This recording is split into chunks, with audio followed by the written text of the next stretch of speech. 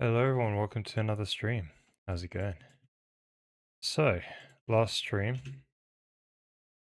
let's go over what we did last stream. Quick little recap donut. Oh, it does it. That's real bad.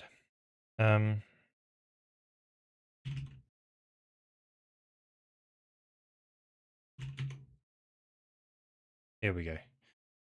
Right, so last stream we basically did a voxel ray tracer. I got to a point where it's basically done. I did do I fixed a few bugs off stream. Now the performance is better, and also I've made it such that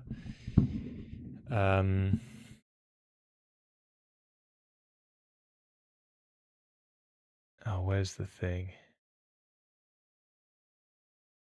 Yeah, we've got the ability to shrink a voxel. Stuff like this. Yeah, performance is like, this is because it ray traces through the volume, so it is quite bad. But we shouldn't be doing stuff like this, and it's 32 by 32 by 32, so it's a lot of voxels. It's like 32,000 voxels. But yeah, if I, yeah, don't put any space between the voxels, it's obviously dead quick. But yeah, stuff to play about with when we got it work, got the renderer in shape. Yeah, so the next thing that we need to do, so the voxel renderer is not really what we want to use in the end, but it's this placeholder thing. We can like quickly put some debug models down and use basically. So that's the reason why we've got this voxel ray tracer. And that should go a long way. We've got a little text file where it basically, do cross, and this is like, a cross written out in some custom format, which basically just defines some voxel model, and this is it here. So see here, there's 222, and there's a bunch of ones. So these are 222, there's the other material, and these are the ones. And so it's 4 layers back. So essentially, this work is mostly done. We've still got hotload, reload working on the asset files. But what I want to do is make sure that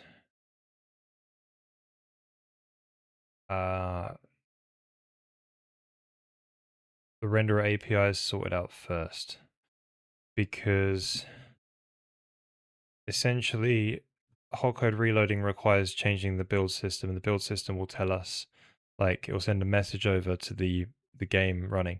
It'll be like, hey, this file has changed. So then I think that system goes through like the game's executable, and then it passes it to the graphics API to say, hey, reload this thing. So I actually haven't got the the game renderer API sorted out where it can sort of like pass information from the game to the renderer. So that's what I wanted to go over today, basically, is just sort out those sorts of things.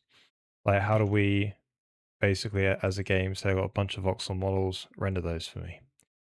And that's what we're going to be sorting out today. But yeah, I'll talk about design in just 1 minute. Just going to start with a quick prayer. Be any questions, feel free to ask away. All right, let's shut that one down. Father in heaven, thank you, Lord, for this day. We bless your holy name. Thank you for giving us another day to do your will.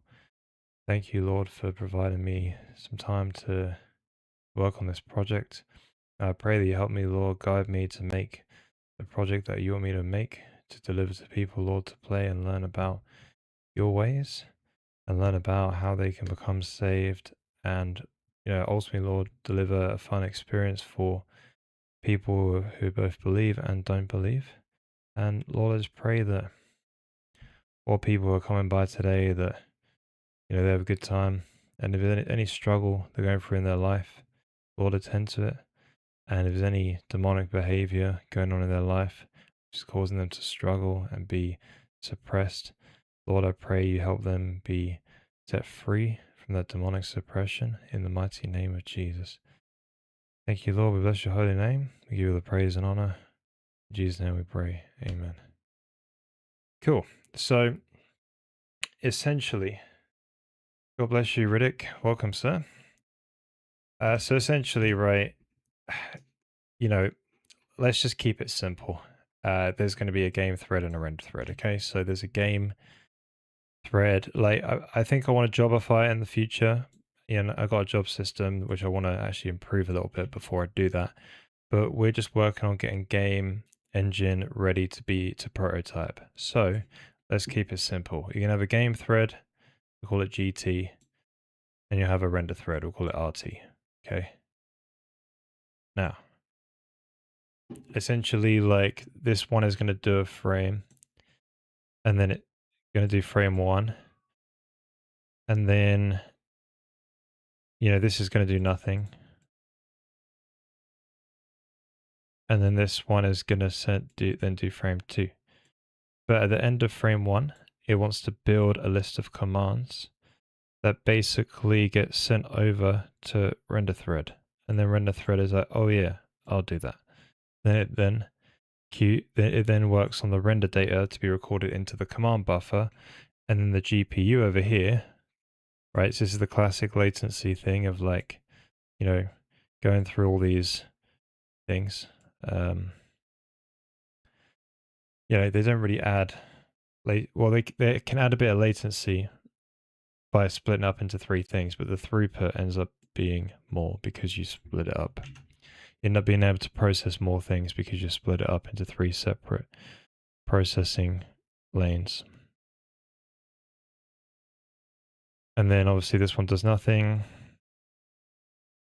This one does nothing. And then this one, when it's done, it will send off to the GPU, and then it does frame 1 over here. So this is the basic idea, right? This is on CPU, this one's on CPU, and this one's on GPU, yeah?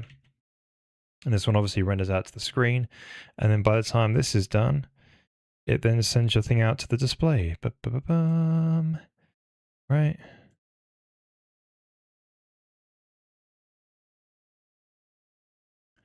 And that is how the sausage is made.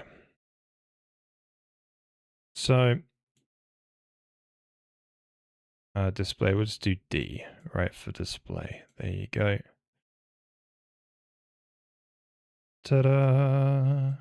Or just get pixels on the screen. So we want to be doing this bit here today, where you're making basically commands to say, hey, render these things for me, please. And then the render thread will deal with that. As I said, in the future, I'd like to jobify these guys so they just become a bunch of jobs and stuff. But that is like future engine stuff, and we just want to get it working.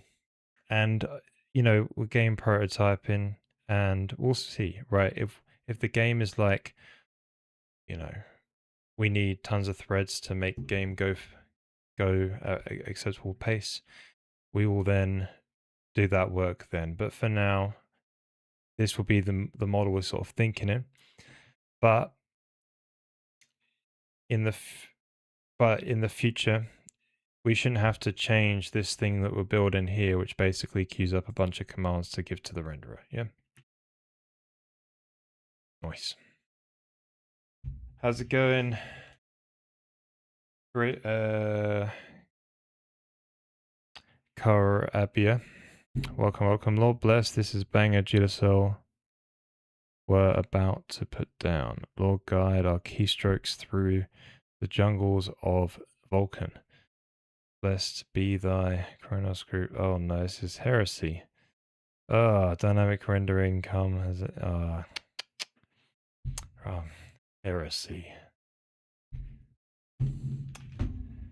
Father Lord, help that man. Forgive that man, for he does not know. Anyways. But yeah.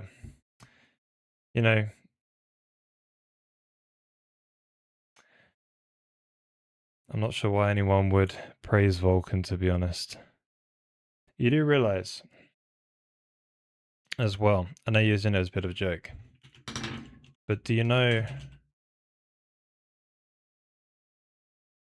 is a Vulcan god? And this is what it's... That's why, you know, in the Vulcan logo, they got the guy with a hammer. This guy. This guy, right? You know where he comes from?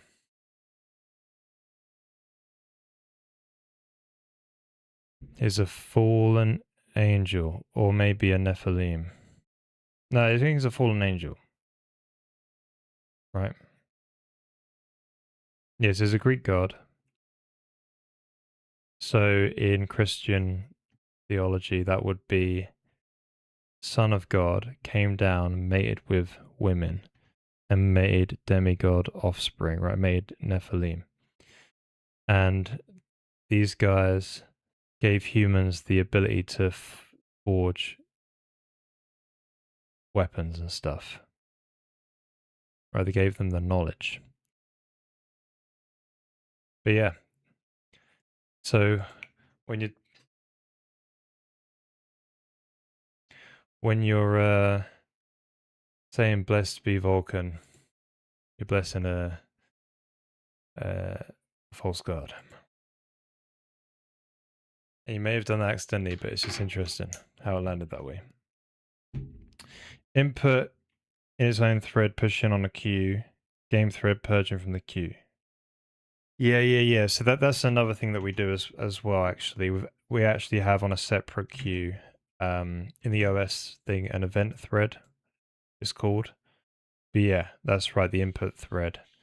So we call it the ET, right? Not extraterrestrial. The event thread. That's what it means.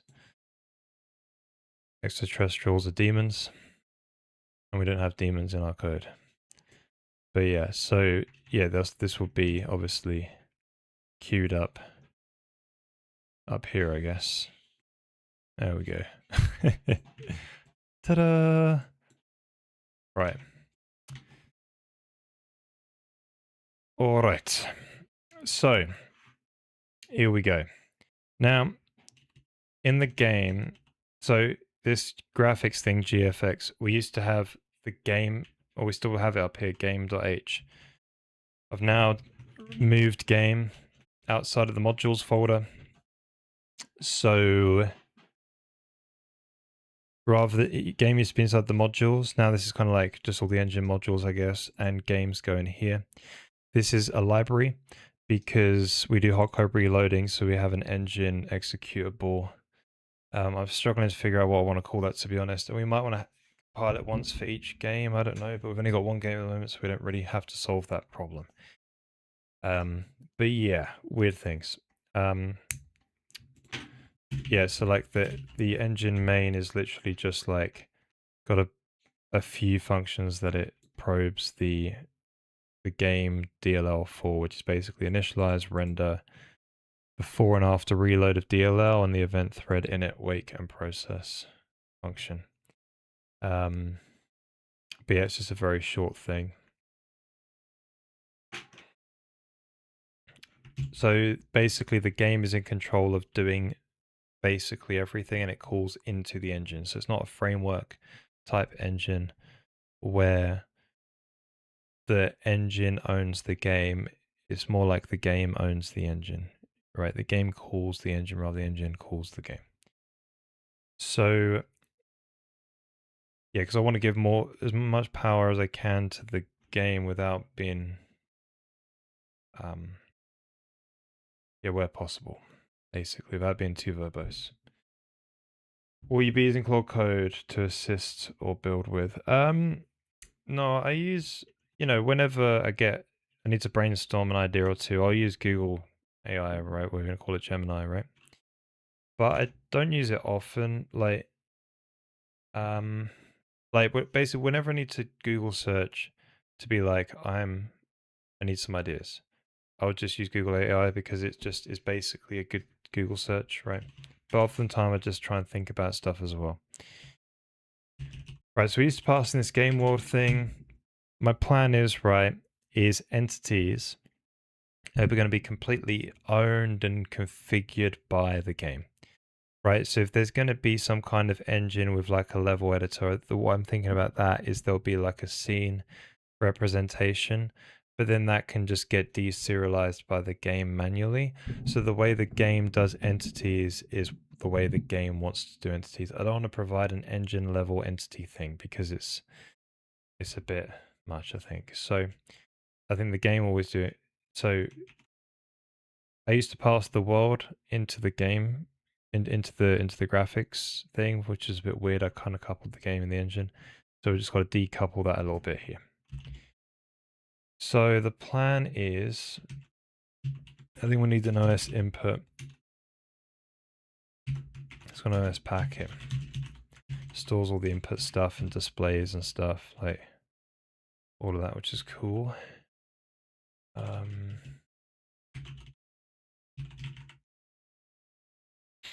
Now, we also want, so when it comes to rendering a voxel model, I think there's two ways to render them. You can have it as either rendering one of those files or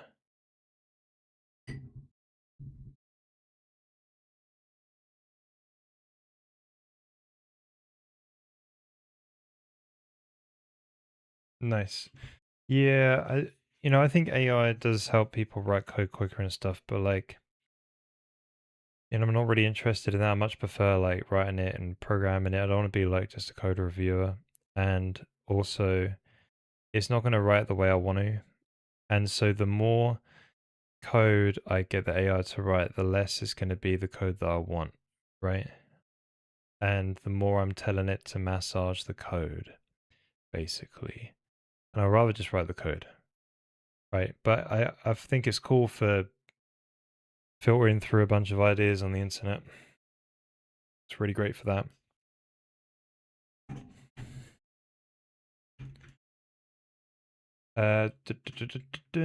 So we need to have some kind of like, there's two sources you can get this from. Now, if I go to graphics, VK internal, there is a voxel. So this is the Vulkan implementation of graphics.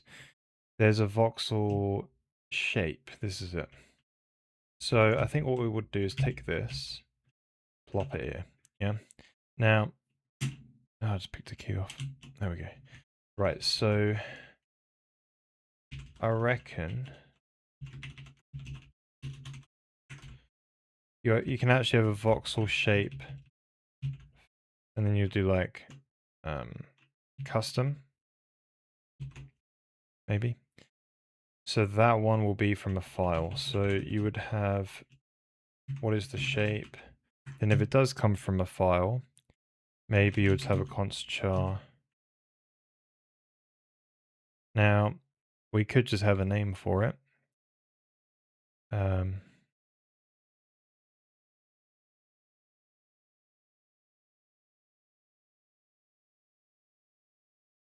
So assets, voxel models. So they all could just live in there and they just have a name. So maybe you could have like just a char, sorry, define graphics voxel model name capacity. Maybe we'll say 16 chars. Maybe it's too little. Maybe 32.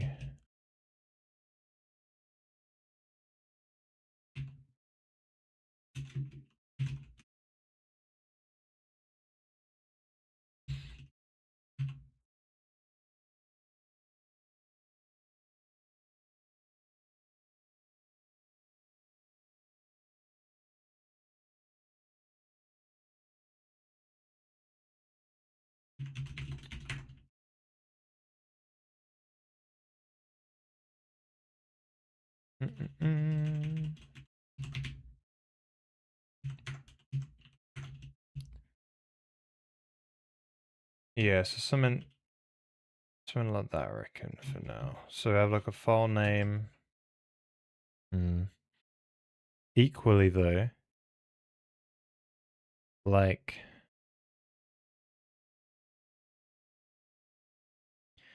so maybe when you boot up the game, you could say,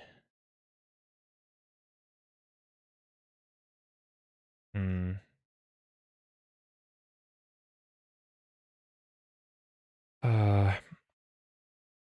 Right, we'll come back to that in a minute. It's just like essentially selects the model. Then you want some kind of like matrix 3D for like, you know, your world from local.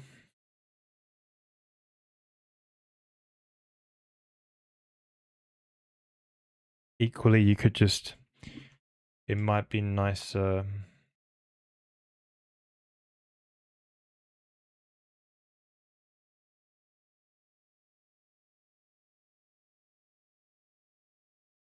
Yeah, let's do it as that.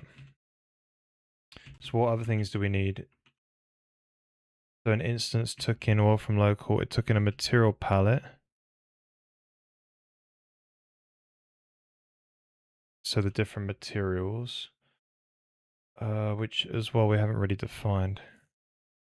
That's another thing we need to be able to pass up is materials. And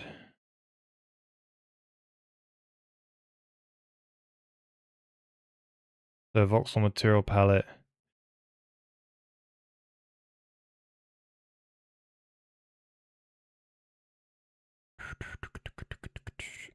There was one more thing. It was the spacing, wasn't it?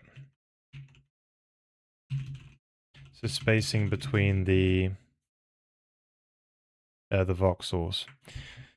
So there's also material palettes. How we do materials as well. So we want to be able to pass up some kind of voxel material palette, if you will. Now,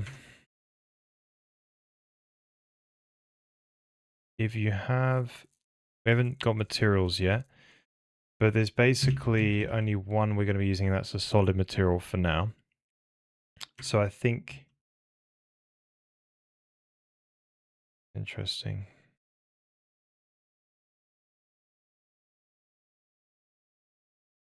Yeah, so you probably want to pass up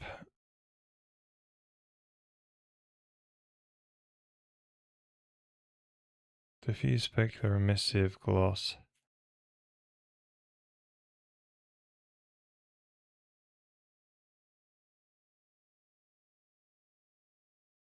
So from game side,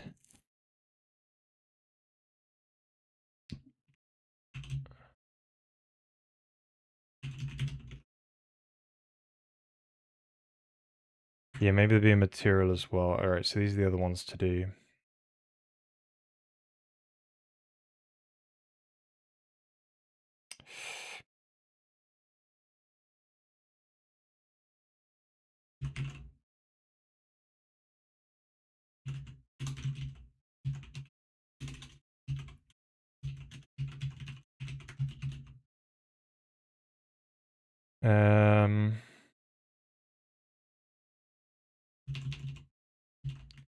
So a render material is just going to be hard-coded solid material. So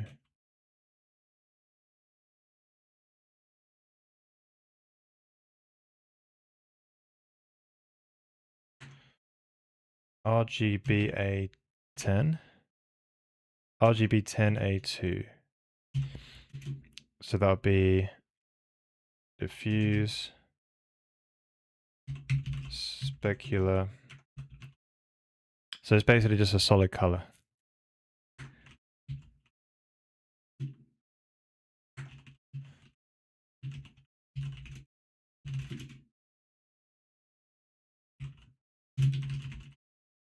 Right, currently just a solid color material.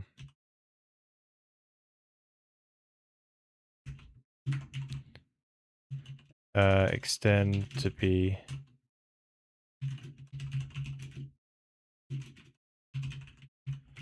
there we go.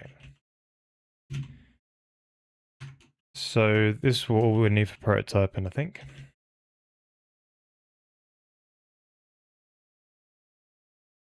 It'd be emissive color, then a float, emissive strength. There's a gloss.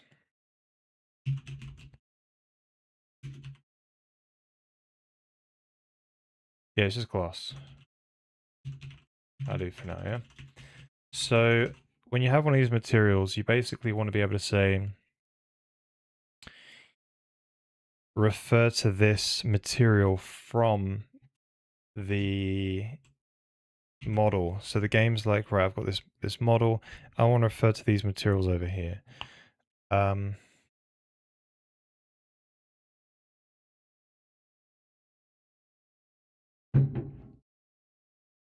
You know, we can expect that the render voxel model, those will probably be updated every frame. And the render materials, you know, those could actually be uploaded every frame as well. We might as well, because that way you can have some, you can have a distinct material like animating or something like that for your voxel model, which would be cool. So essentially we want to have a, you know, it could reference it via some kind of index, but maybe it's better as like an ID or something. So you probably want to have a user defined ID. Hey, Kept Pain.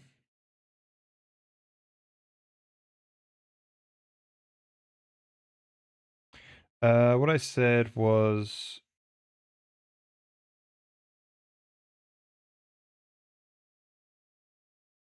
what I basically said is, why don't you use Claude Code? So I guess what you guys mean by that is like a full-on integrated AI.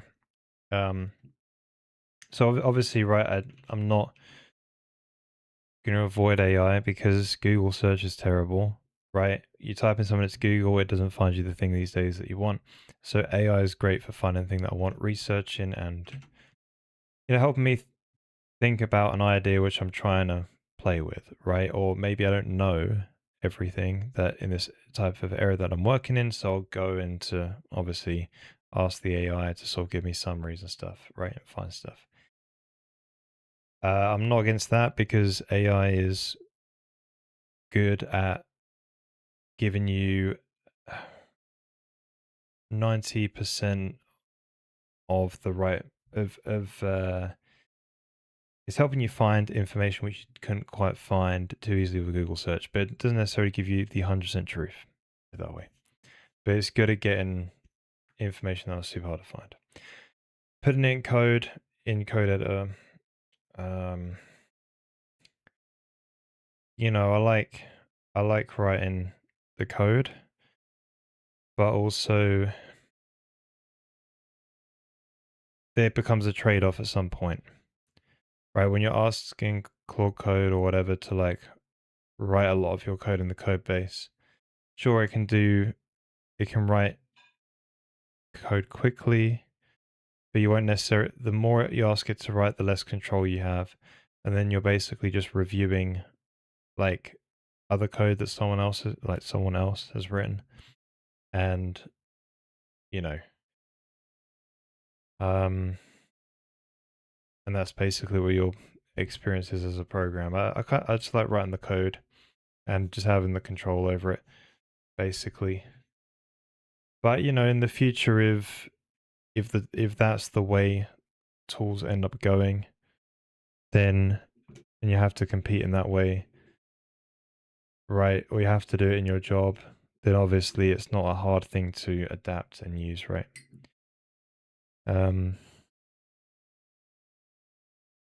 But you know, I much prefer to write the code. As long as the code is correct and following the requirements, is fine. But I don't understand. That's the thing. Yeah, that's the thing though. Is like what most people do is they do not understand the code, and I'm not saying I'm completely excused from that assumption. When I've used AI before, I've copied and pasted code and not fully understood or read every line properly. And that's the sort of behavior it will, like, you'd easily fall into because by instinct, people just take the shortcut in life. Now, I tell you, I was at a family barbecue the Sunday. Was it Sunday? Saturday. And speaking to our my nephew-in-law, I guess, and he was telling me about some guy at college, basically, who was writing his whole essay, but he wasn't writing it. The AI was writing it, and he was basically he ran out of those tokens that you can use or whatever, the time to use on the AI, because he just kept asking it to change every little detail for him without basically writing it out or using it to research. He was asking the AI to write all his homework. And so he was basically walking away from his university stuff, not really understanding it or learning, you know? So I think this is the way it ends up going down, though, right? Is people are inherently not going to still understand the stuff they make. So, yeah. GPT 5.5 helped me fully disassemble a 1970s game overnight. Super cool. Used SA as an NSA. Oh, right. Ghidra program on GitHub. Cool.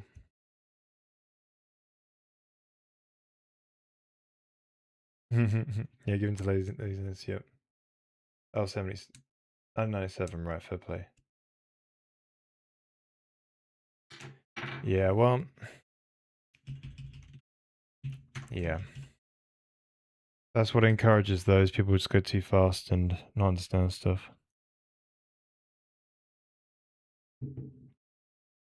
So, what two ways of referencing this material? You can reference it as an index that you've put into the payload, or you can have some kind of ID and then you basically just like hash table it the other end in the renderer, right? Those are your two options. So either it's some custom ID and that the game just makes up on the spot and you just hope you don't make a duplicate, or it's an index, but you have to know exactly where you put the material in that frame. And that, it seems a bit difficult. Let's just do...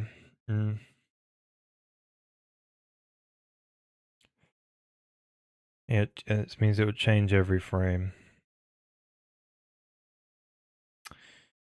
Yeah, let's just do some kind of ID. So you want to have...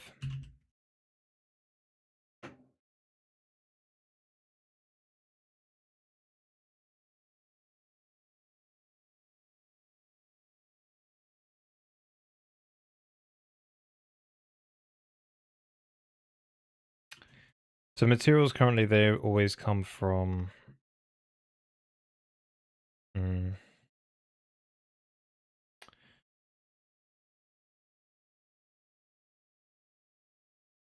So you might have a voxel model. Well, you know what we could do? This means you're like reusing materials, right?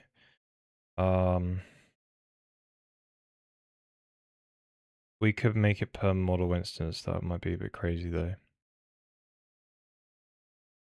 So game side, you could have like an object pool. You basically allocate some of these materials and you have the IDs floating about. And you could do some which are like per instance that sort of animate sometimes differently maybe. Could be interesting.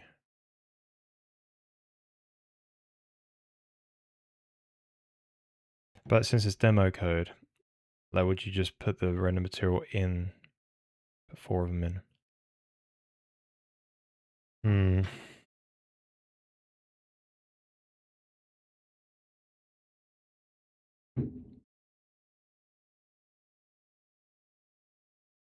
Yeah, I think so. How many materials did we land on in the end?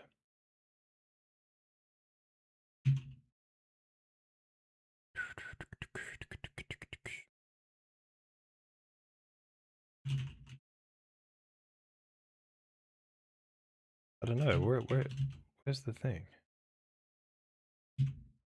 Ah, 4096. Yeah, we could always boost that up, right? I know we did do some packing code, I think. This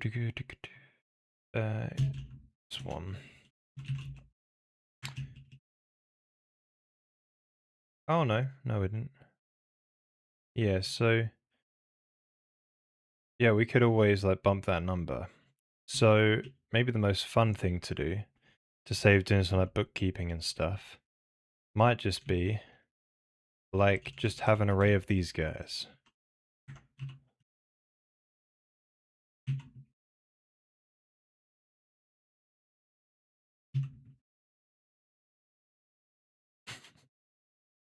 Be pretty nuts.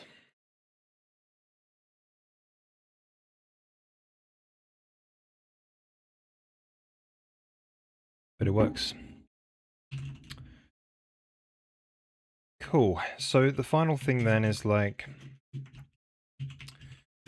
you got a few different places where the alright, if it's a shape which is a box or a sphere, then the voxel dims also needs to be defined explicitly.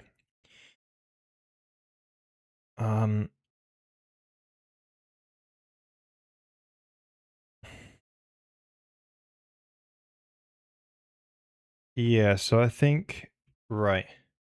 So voxel model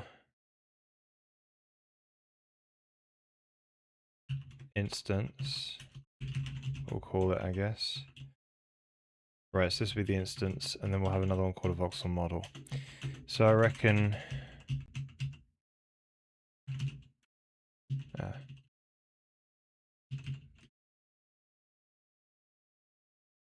so when it comes to the build system recognizes a change in the in this cross file, whatever it's called, right, this model, then that can tell the game, and the game tells the renderer, right? But then like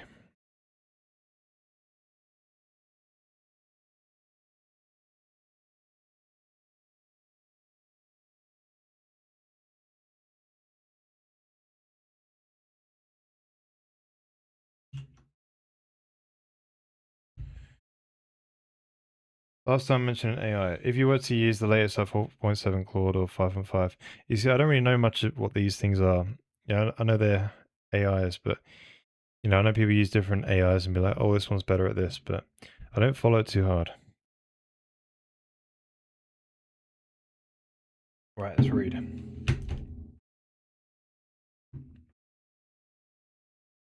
With CLI terminal stuff, I think it would be a great tool for you because you can ask questions and whatnot. Someone that's really powerful is asking what are the options or alternatives available to tackle the problem. Yeah, so so that's what I use it for, right? But I don't build it into my OS, right? I literally just use the Google one because it's not on my machine, right? I literally just go over to Google and I'll be like, like I did earlier, I was like game loop.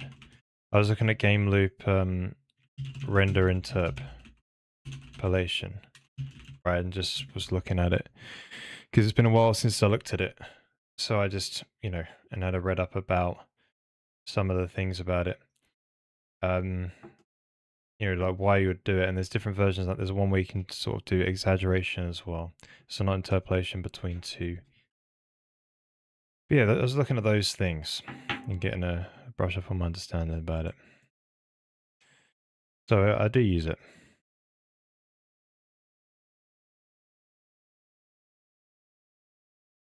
They're not good. Yeah, I know people have said that, but it seems to do a reasonable job.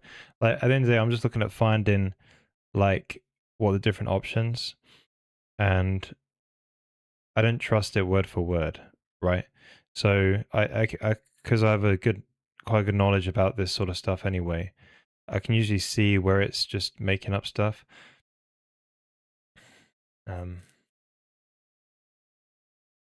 Because it just doesn't logically make sense, right?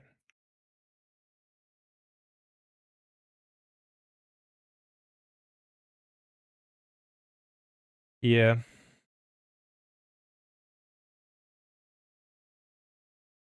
Hmm. So with these models, they're just a bunch of files on the disk, right? We could be running the game. Like, is there a point where we'll be running the game? We say, "Hey, make a new file," and we expect the system to load it. The answer is probably no, right? The build system we could make the build system pick it up, right? Because it watches the file, and then it'll go to the game and say, "Hey, we've got a new file," and then like you could like change the code, then like hot code reload it in, right? But then equally, we could just close the game down.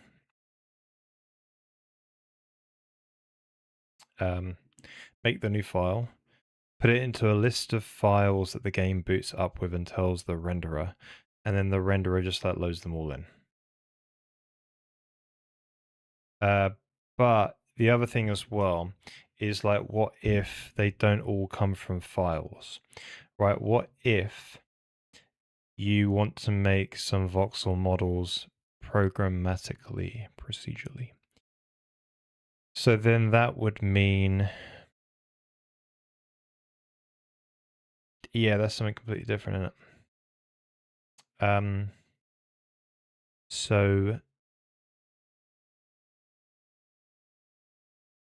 yeah, I think you probably want to just give it all the models every frame, and then that'll just be, it can go over all the models and just be like, am I loaded? And then,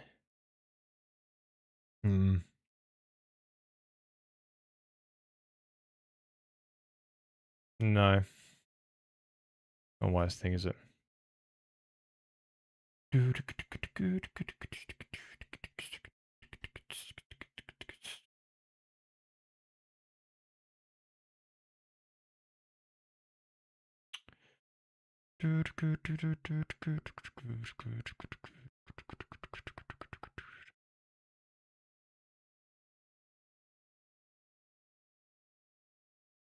Yeah, I wonder, could you want to do any procedurally? Like, basically, I was thinking, like, if I was in, like, a terrain or something, maybe you could, like, procedurally do the voxel model terrain, maybe. But then, maybe that could just be a certain model that just has some kind of, like, offsets, maybe. No. No, you probably do a certain terrain model or something. So that would be.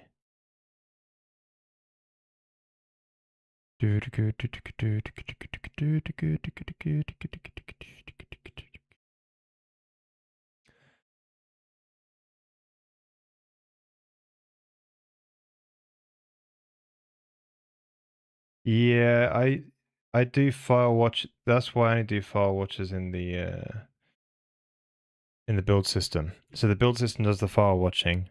That's the only code which deals with that, and then it will tell the game when the build is done, right?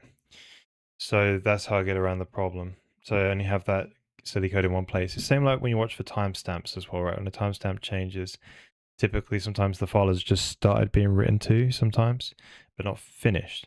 So if you act on it too quickly, then you've got one of those problems where you're trying to read before it's actually got the data written to.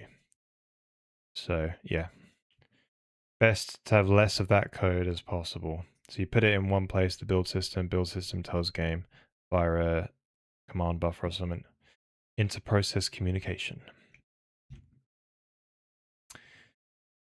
So how would I get these render models to the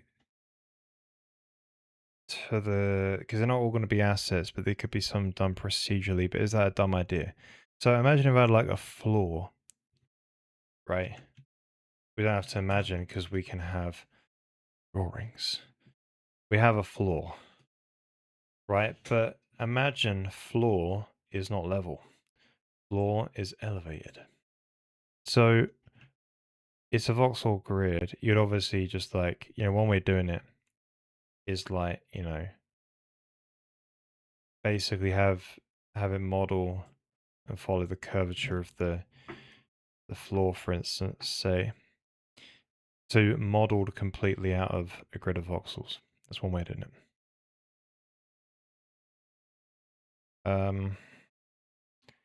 Do you want to do those? So there'll be a procedural model that gets made.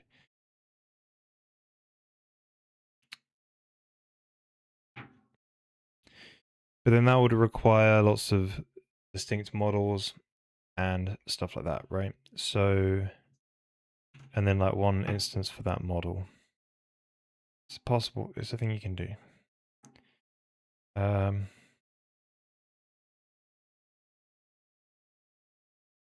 It is possible.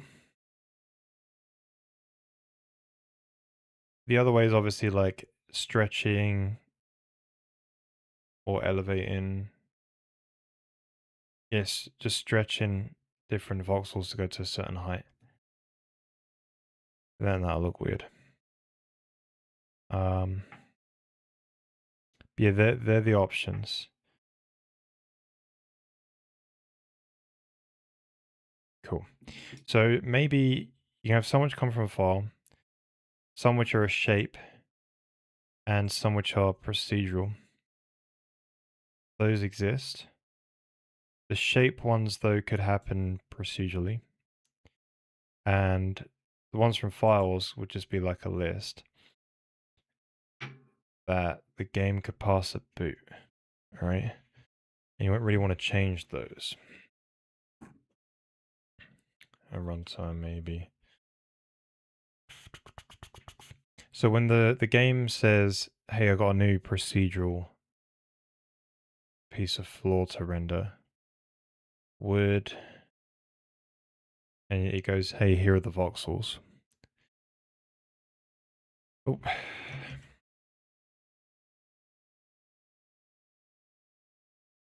You will probably be asked to provide those every frame you want to render them. And what would that mean? Then we'll just check, does it already exist on GPU? No.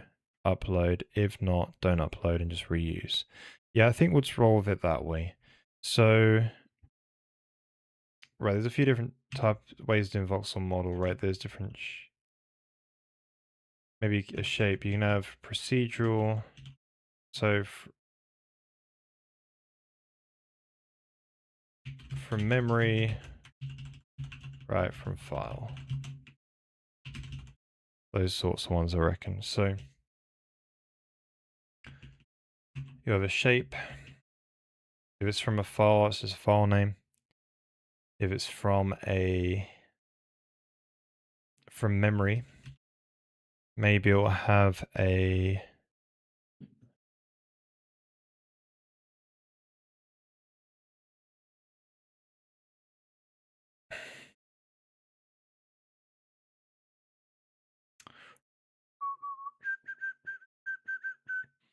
so those bit sets and stuff that we do, we could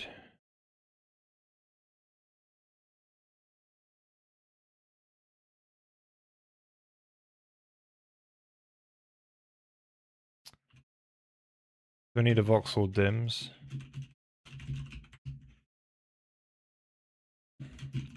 Not for the file one, because it's defined in the file already. And the other one would be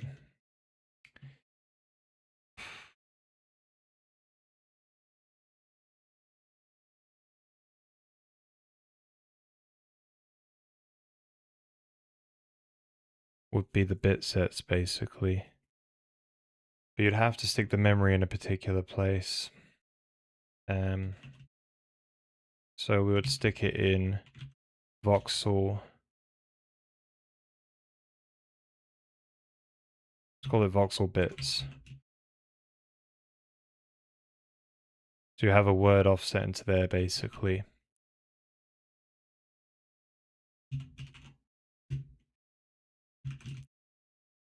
Voxel exists. Bit set word.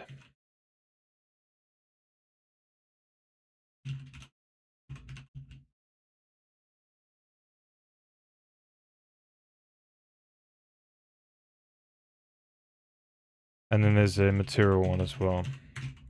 So two different bit sets. One's check if a voxel exists to that coordinate, and the other one is a materials. I'm curious, do you use multiple Q families? Recently I learned about ownership transfer. Yeah, Vulkan's annoying. Do I use Q families? Oh no, let me double check. You want to use concurrent anyway. Yeah, always use concurrent. Just get rid of, then you don't have to transfer. Let me double check here though. Yeah, we do for async async transfer. We've got async transfer. We've got that in there. Yeah, I forgot we did that. Yeah. Just do concurrent.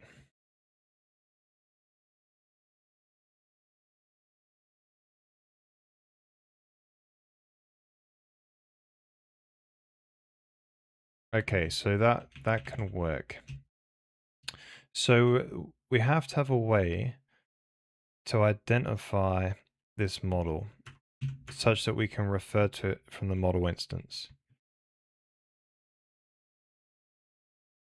Yeah, AI's line, maybe. So here's the thing, is no one really knows, except for unless you've been the very fortunate people to speak to the NVIDIA developers or AMD developers or ARM or whatever. But the rule of thumb is on mobile it sucks, but on desktop it's probably fine.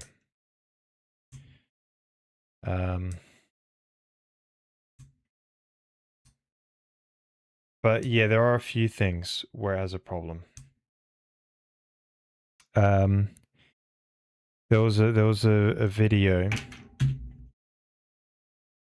This is another place you can get the knowledge. When AMD and NVIDIA do those talks about optimizing for Vulkan and stuff like that, those are the ones which contain these things. So you can say Vulkan Q family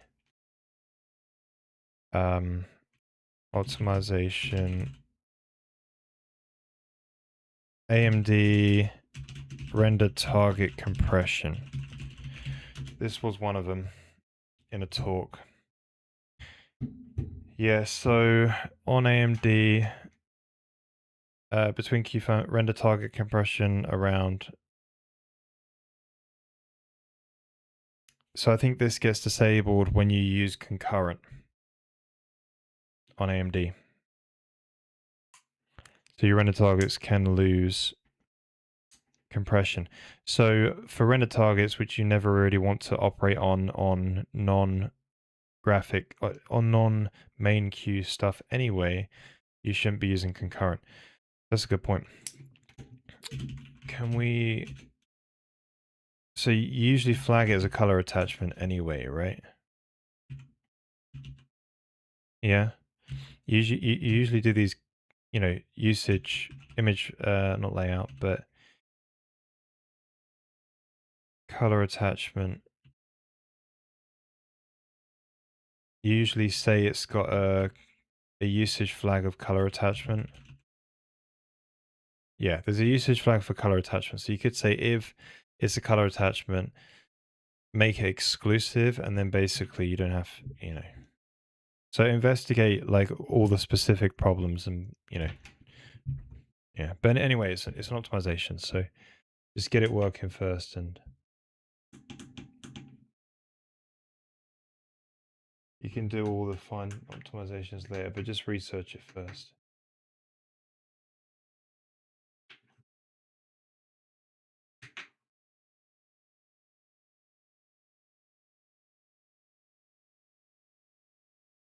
Yeah.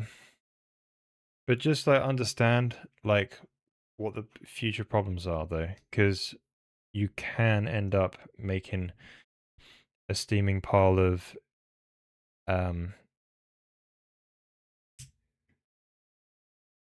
spaghetti, which you basically have to completely rewrite now, completely redo because it's not salvageable.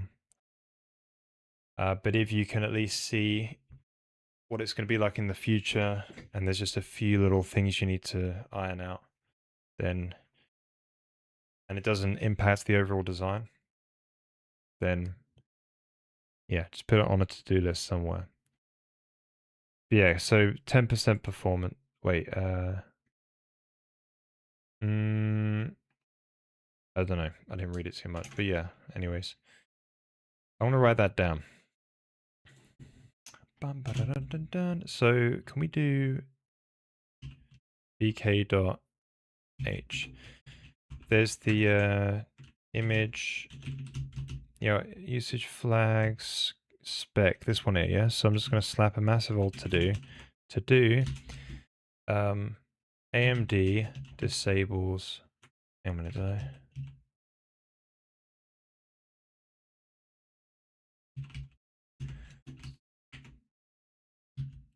Yeah, so we never know anything. Compute concurrent. Yeah.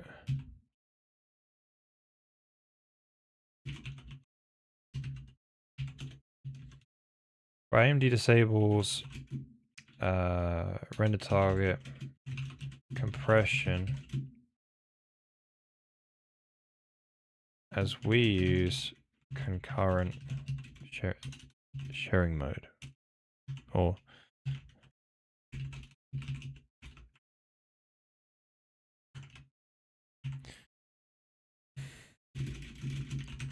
for usage color attachment, we should just use sharing mode exclusive.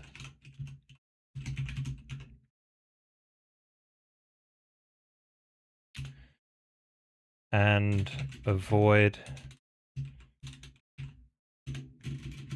those images from being referenced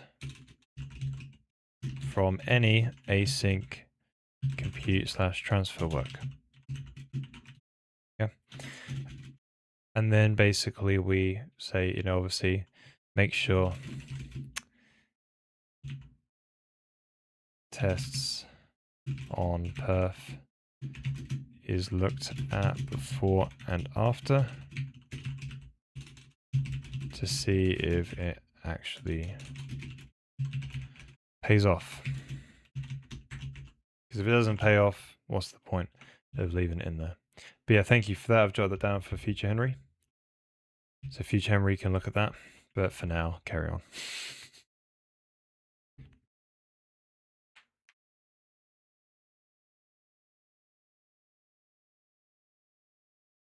Yeah, because Metal and and D3D12, I don't think they actually support concurrent access. Or maybe D3D12 doesn't. I think it's exclusive. You gotta double check though. It's somewhere buried in the documentation, but with AI these days you can probably find it quick.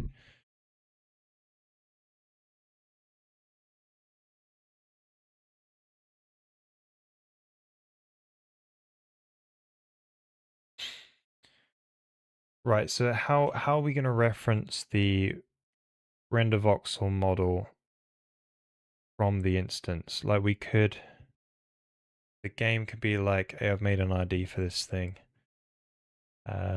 So you could have like an object pool and it just deallocates different models, right? So it can start up the game and be like, right, here's all the files in that file system, loop over them all in that directory and then be like, oh, a new one. And you could always do a new one maybe. And it manages that. And you could also maybe be like,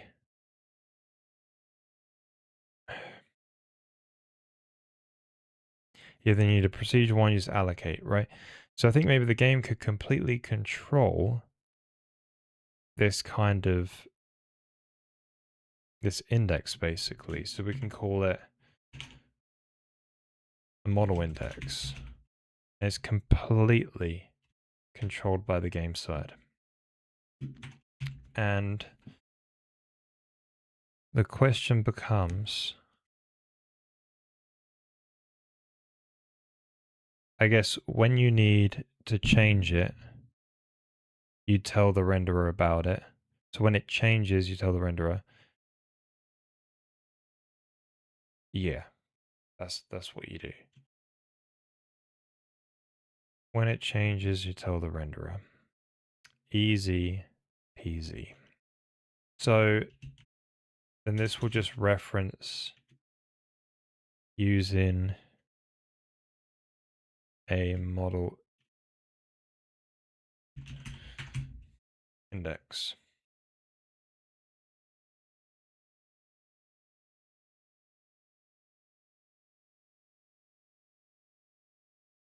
Okay, I think that's the way to go.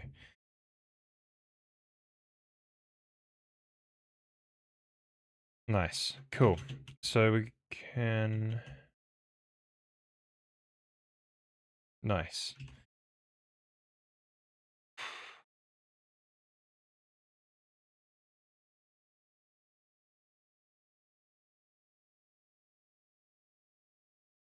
Okay. So what we probably need to do now is we could just have arrays of these render voxel models and stuff, but so the game has a limitation. So the graphics rendering has a limitation of, is it shared? Yeah, here we go. Voxel cache models 1024 and voxel model instances 1024. But the game, say, could produce more than 1024. So then what happens is the game, if it keeps producing more than the renderer supports, say, you can get some problems where stuff starts to flicker and go in and out of being active, right? And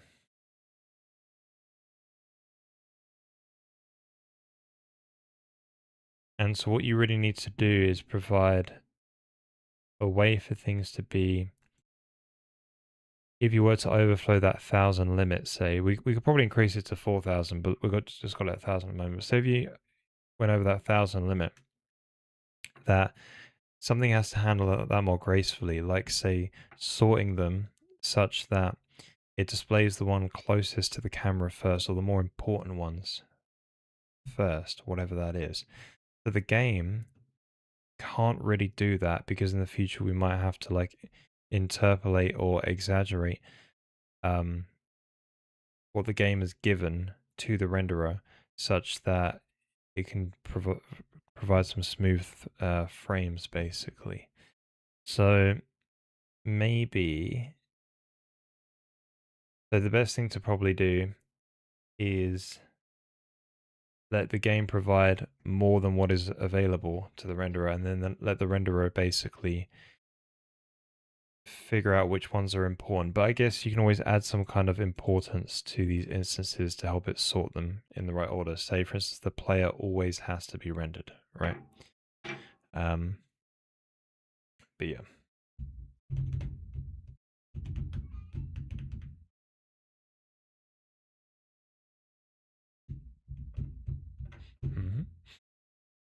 Right, so the best thing to probably do, rather than having a bunch of different arrays, is probably to have one big array you just pump it into, and then on the other end, we'll just basically get a bunch of pointers and counts.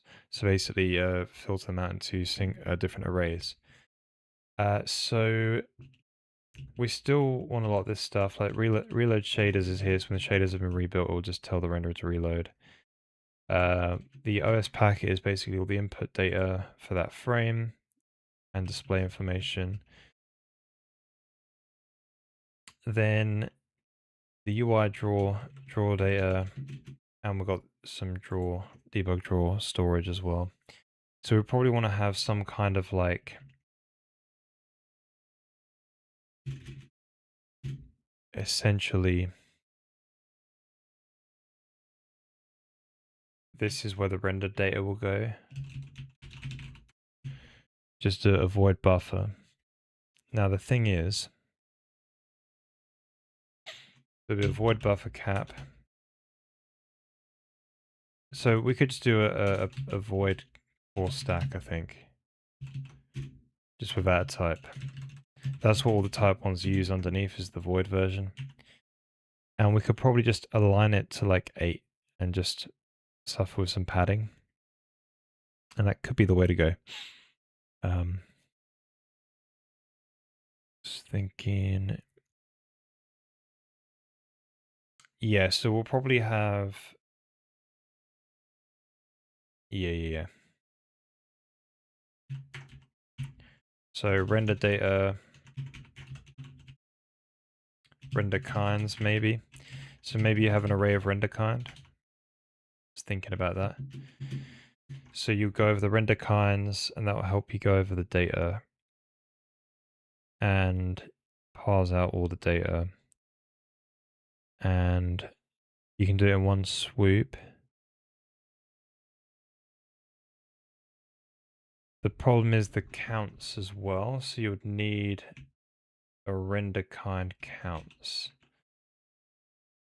Yes, I guess you just do a different structure. But these would be like the counts. Like that. So kinds, data.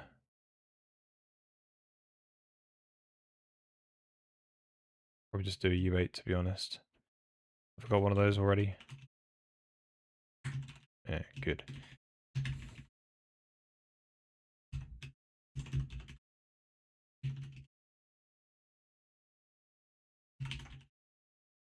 So graphics, render. It's a super general name though. Render data. I hate the word data. It's terrible, but I think we're going to do it. So there we go. So some kind of like void buffer basically. So here's all the render data for the game. Okay. Nice. So this can be transformed later and more internally into essentially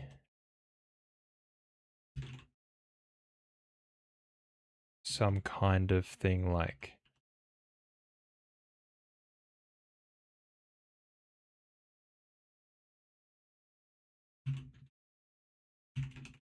voxel model instances.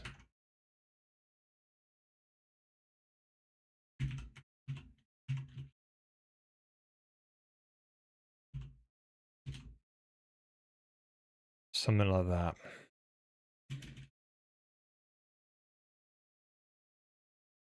And rather than doing counts, because that might be quite annoying, we'll just manually do it.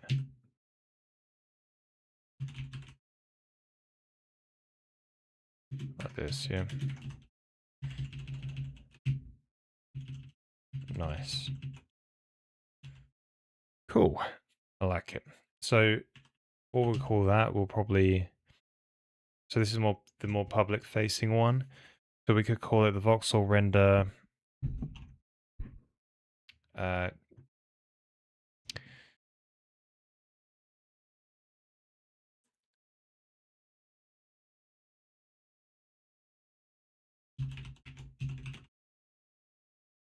sorry, the graphics render, I meant to say graphics render. This could be called graphics render data. Okay, we'll deal with that. So this one is more going to be internal. And we'll have some functions for that. So hang on. Open code modules graphics internal.h. We've got a new font. Pragma once. Pop that in there. We'll have some functions to like convert it. All right. Lovely. So we just want some functions now for this payload thing. So,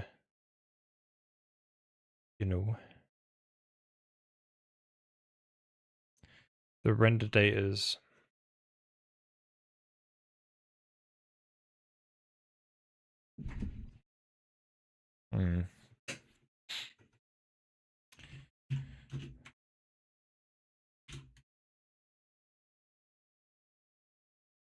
right. Void graphics payload in it. So I think we'll do a graphics payload spec. We ain't got one of those, have we yet? I think I deleted it. We had one in the past. So payload spec. So how do you create this thing? And I think it's just gonna have one parameter for now, and that'll just be like, how big is that render data gonna be for this game? How big does it need to be in megabytes, right? Obviously. Now, you want to have a way to push on data like a voxel model. Call it P, payload. So you'll be able to fill in this guy with whatever you want. And it should always probably provide something.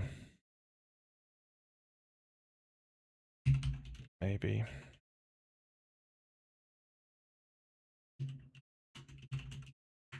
Yeah. And you want a way to obviously clear and reset this thing every single frame. Okay. Nice. So these are the things that we would like to set up. Now, those are only in Graphics VK, unfortunately, but we're going to have to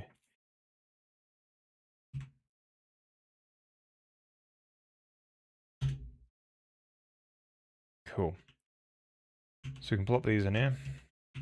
Got a payload.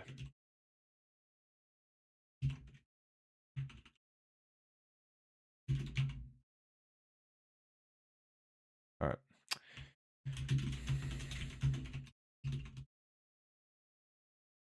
So, right, the payload in it needs to actually take in a payload. Whoopsie.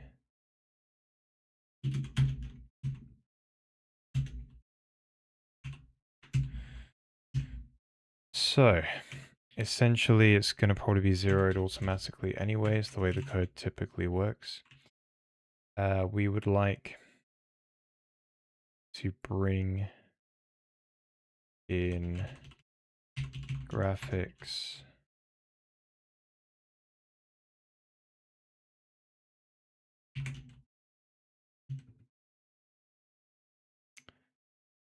internal to H.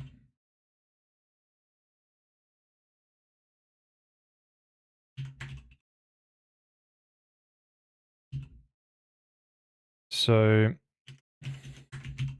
P render data dot data, right? So we have core out stack init void. So this is what my stacks use. So stack is like a standard vector, but just without all the, it's just really simple basically. So the void version obviously doesn't pass in size of element and a line of element. You have to do that manually. But the types wrappers do that. So we're just going to use a static allocator here. Get that from the thread local storage.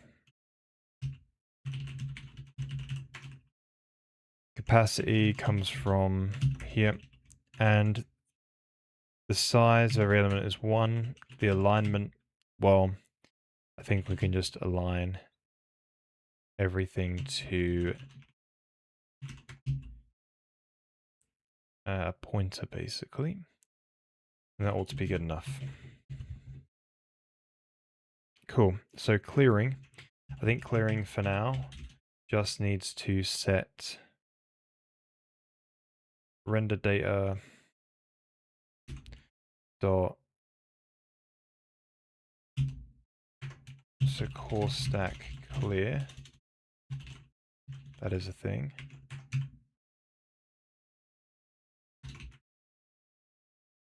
There's also actually another array we did kind of forget about that.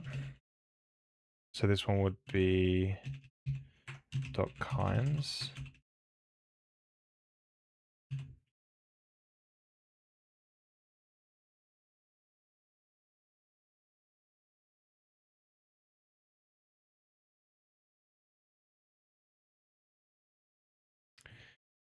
So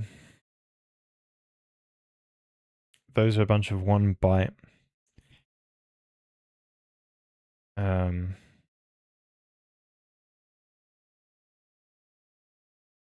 Yeah, it's basically a 1 byte description in what is the next thing in the render data. So you'd have to process it from the beginning all the way to the end.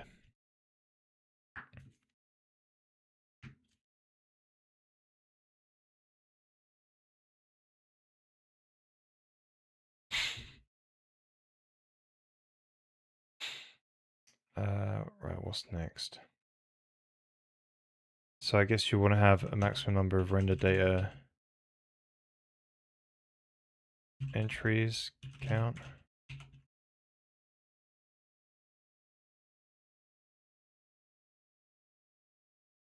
Equally, you could just half it. You could just say divide by 4, maybe divide by 8. Something like that. Should be fine. Right, so your render data, you want to clear the render data. What's that complaining about?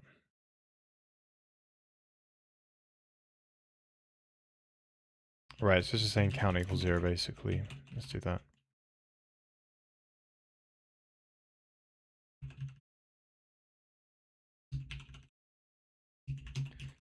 So we want to clear render data.kinds. And the counts as well, is want to mem set that whole thing to 0, the array of p render data dot kinds. Counts. Cool. So when it comes to these, when you push on a new voxel model, the way it works is you just say p render data dot counts, then you use the array offset plus equal 1, and obviously the okay, yeah, so you see plus equal 1. You can then append that same kind into, this could just be a reusable function. Hang on a minute. This would just be like static, just avoid push basically.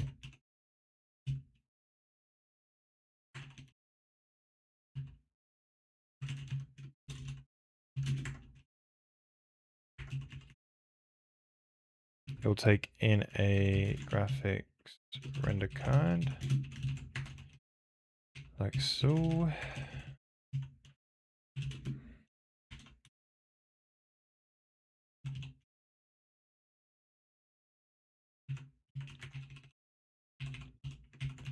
There we go. So push, then you need like a size as well, but I think those you should be able to get from an array lookup somewhere. Probably here could be sufficient. So E32, again another stack. Graphics render kind sizes. So graphics render kind count.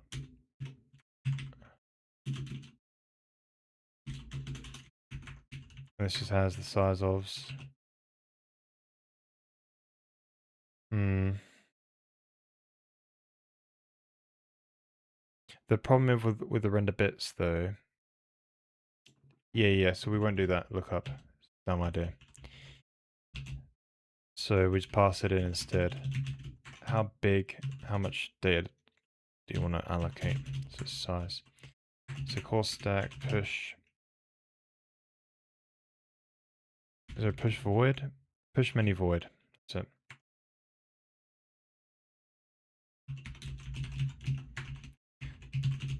Element size of 1. Now, you probably need to round it up to the nearest 8 such that stuff stays aligned properly. Otherwise, you can end up with some problems if stuff is not aligned. So maybe that's the way we roll with it, is we just have stuff aligning. So you should probably say size equal core round up in round up align size. So yeah, I think we'll just say graphics payload render align. So the align might just be 8.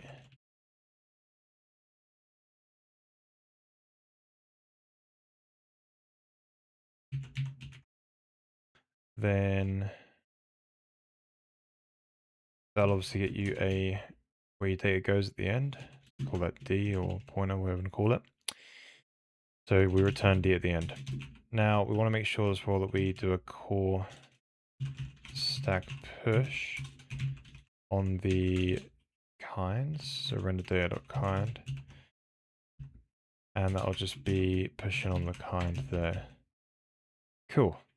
So essentially you'll just get tons of different data all pushed onto this same array, and we'll process that on the render side.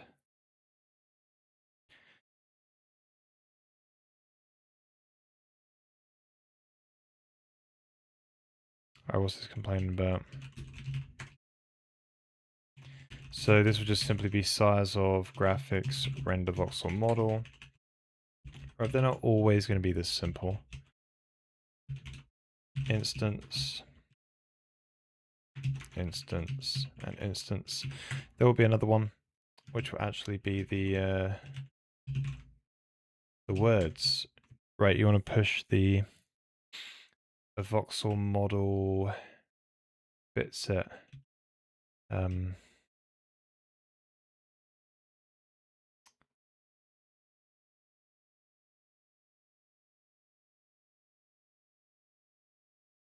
Oh, whoops, okay. There's another one we want to push, which is the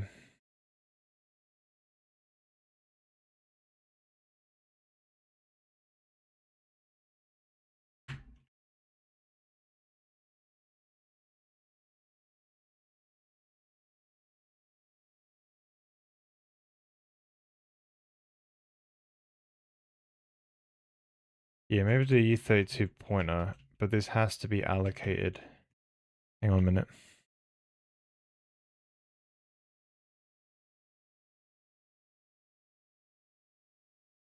Yeah.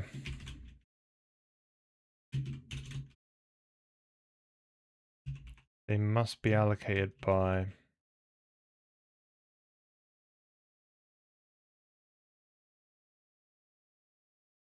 Hmm.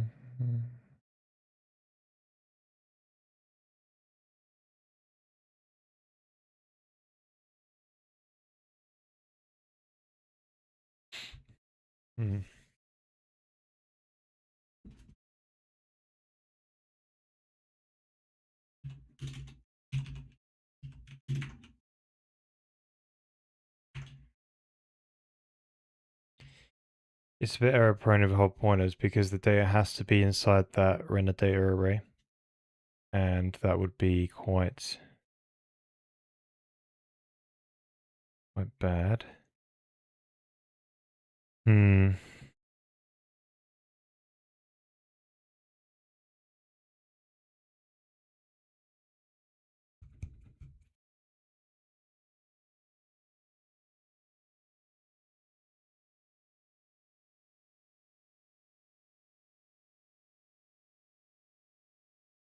Maybe not.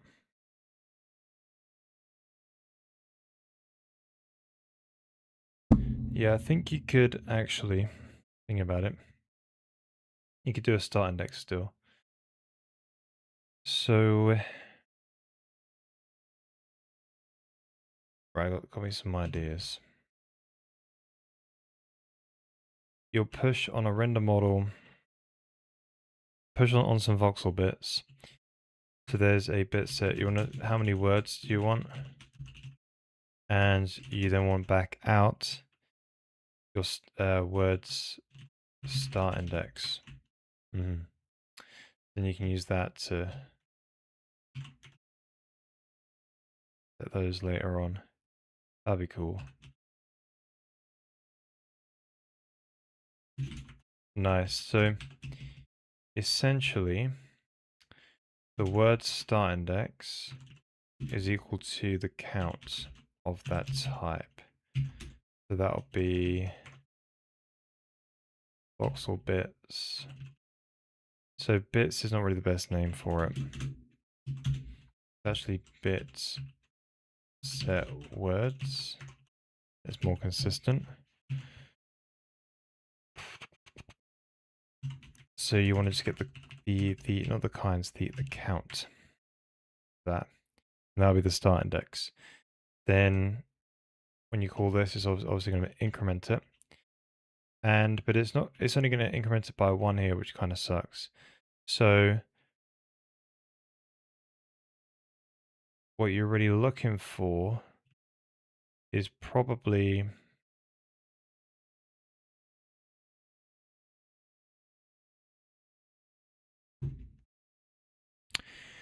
the problem with the kinds though is it doesn't store like a number of count, it doesn't store a count.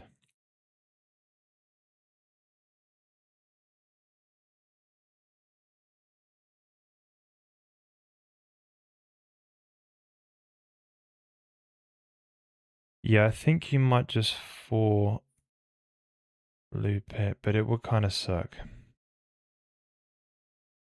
Because if you had, I don't know, an 8x8, you probably won't have 8x8s. But say if you did, let's just think about it.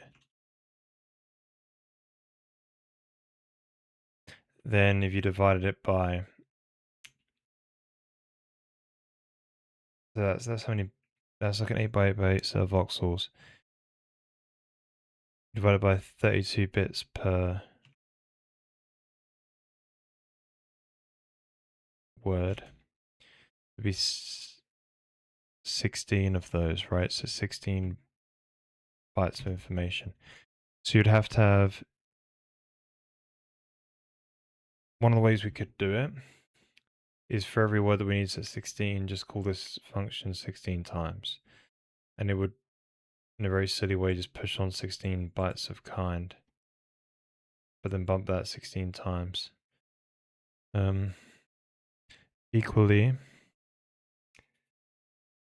we could store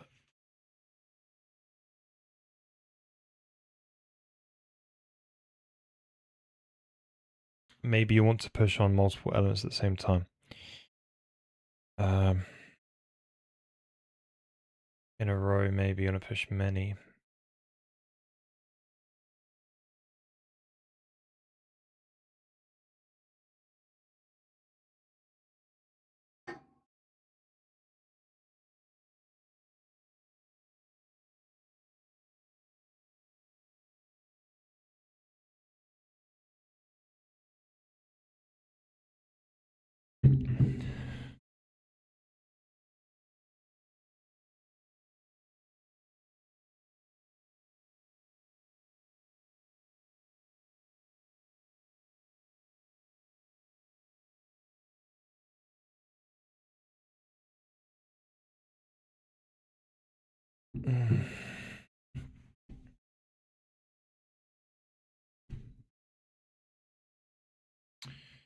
Yeah. It might be better to process as well, because you can look at the last kind and be like, is the last kind the same as me? And therefore just extend it. Yes, I think we might change this just a little bit. Make it a bit better. Make it U32. So you'll call this the maybe call it metadata, if you will. So data and metadata, very generic names, but there we go. So essentially, the metadata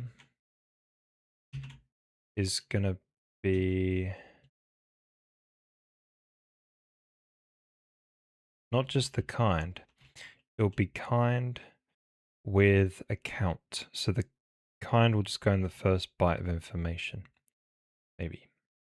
Yeah. So what you do is you check when you call this push guy, right? You say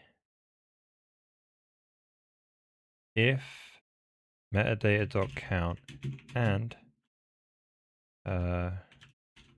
stack get last.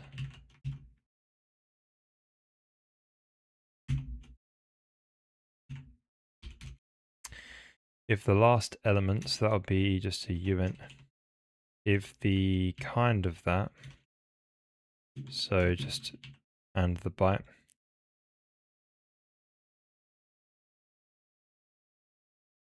If the kind is equal to kind, then what we can do is simply just up the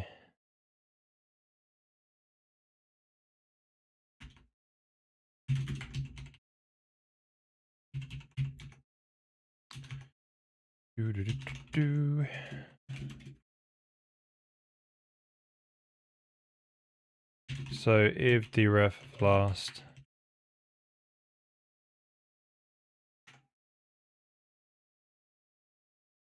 if deref of last is equal to same kind, then what we can do is simply just do last plus equal the amount that we want to stick in, so the number of elements, shift left by 8. Right, so you just add onto the higher bits where the count is stored. So rather than doing a push, but then if any of these fail, you need to basically do this, right? So I guess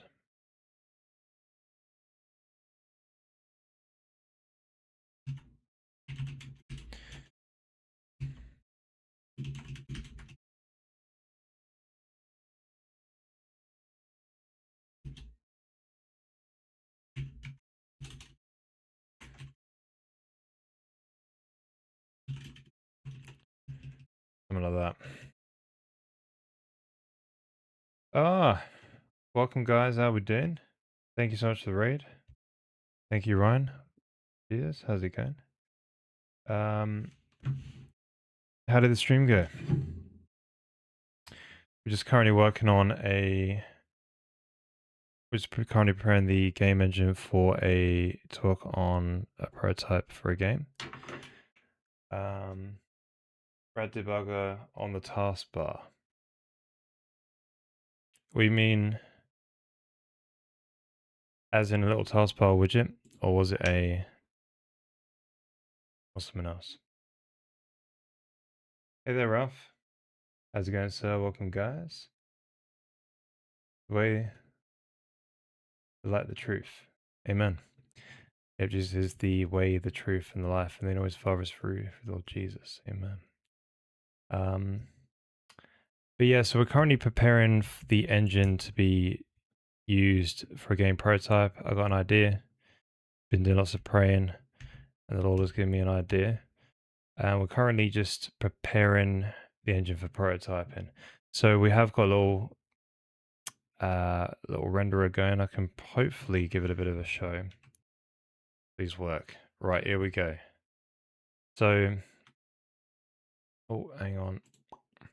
See, it's all written in C from scratch, right? And it's got a sky rendering.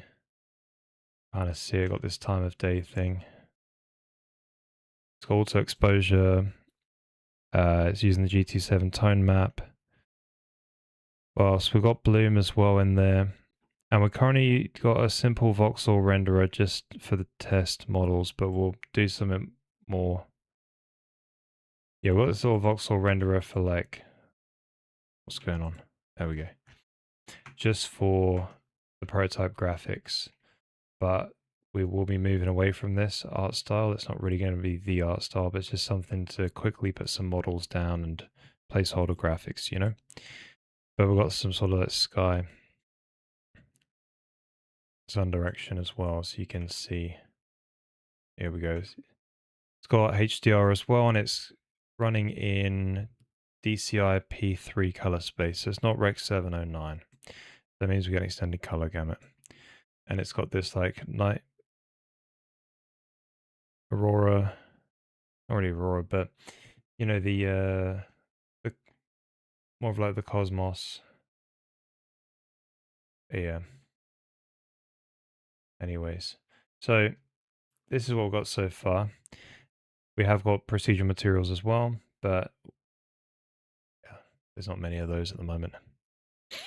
So we're just preparing the engine for a way to get graphics on the screen and have the game code be very easy to write, like make sure Hotcode Reload is working very well and other things like that.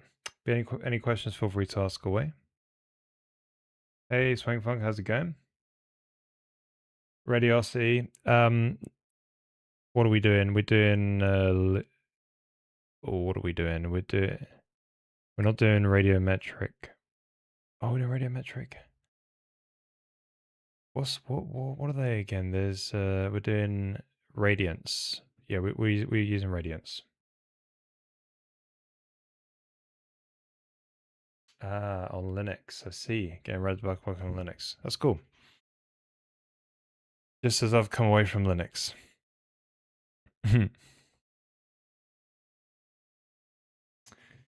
Right, so if you check the metadata, if it's got metadata, you check the last element, and you know, this is a bit silly to be fair.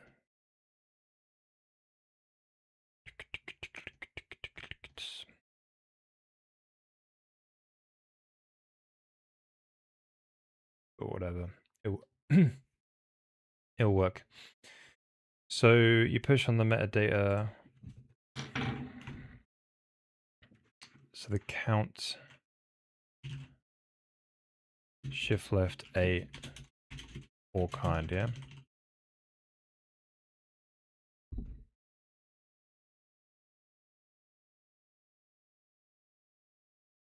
Ah. What is this thing? Is it like a game or something, or? Gotta be careful of Google, you see. I was gonna type in something like, this is a nightclub near you, and it's like, no, you've doxed me. But yeah. Still don't get the reference.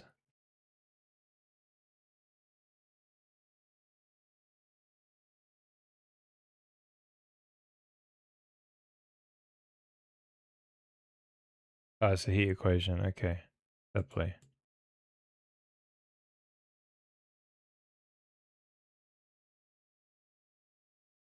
Alright, here we go. So we do want a number of elements, so I guess you would just call this like an element count, but whatever. And so it's an element size.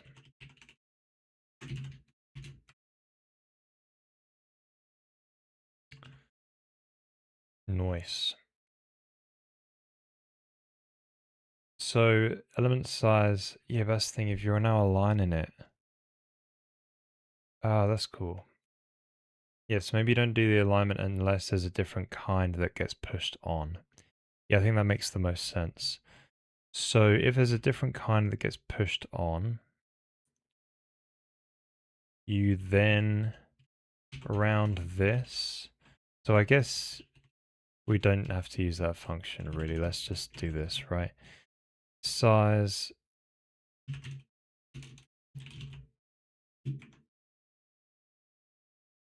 Just round up, align the count.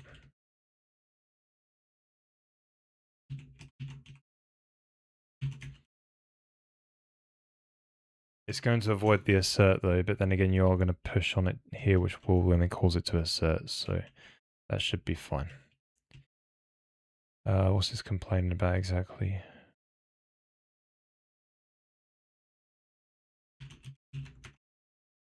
There we go. Gotcha. Right, so the number that we've pushed on and the size, which would be count times element size. Noise. Right, I think that's the new way to write the function. That's pretty cool. So with this, so we just want to push on one element in this case. But you could also be, if you call this function multiple times, and the last piece, the last type in the array, say if you push on the voxel model instance and the last one was a voxel model instance, then it will simply just up the count and just push another element on so they're all sequential. But if it was different, then it's going to push a new metadata entry on, and then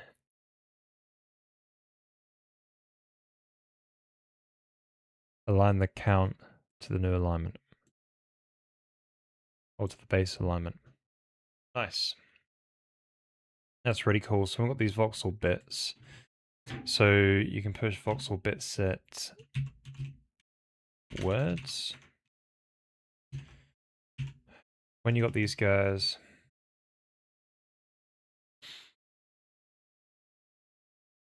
you can push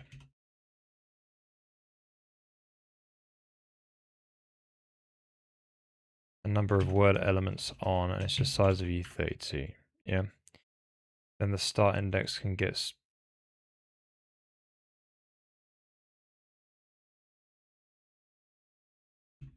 yeah, awesome. Man, that's cool. That's super cool. Right, that's in a real good place. Okay, so this is the graphics renderer API essentially. Nice. So let's go ahead and go into the renderer. So it's graphics VK, so the Vulkan renderer. So essentially, we've got GPU, which means the abstraction we have on top of Vulkan. So there's GPU VK specifically for Vulkan. And then there's a graphics, which is like all of the, like rendering meshes, rendering all the game sort of graphics, which use the GPU layer underneath. And so I've got one for each. So this will directly use GPU VK. It won't use some common abstraction of all the GPU ones. This allows us to write specific code, but also means we have to, completely rewrite the whole renderer. But it's got pros and cons, right? If we want to write a new renderer, we can just keep the old ones around and not have to try and make some abstraction which fits over absolutely everything. And we can write specific renderers for specific graphics APIs, because although Vulkan and DirectX and Metal are kind of the same, they're also different in annoying little ways, which cause things to not work out perfectly. So, yeah. Plus, we're probably not going to write a Vulkan, DirectX, and a Metal, right? We're just going to have Vulkan until we need something else, whatever that is. Okay, so we used to have this thing called a game world, and the game world was you know, it's all of the entities and the map for the game, but this was leaking into the engine. Bad idea. So we've made a more sort of payload, general payload thing that it can push from the game thread, right? So we've just simply got to chase around this world thing, right? And make sure that we're not.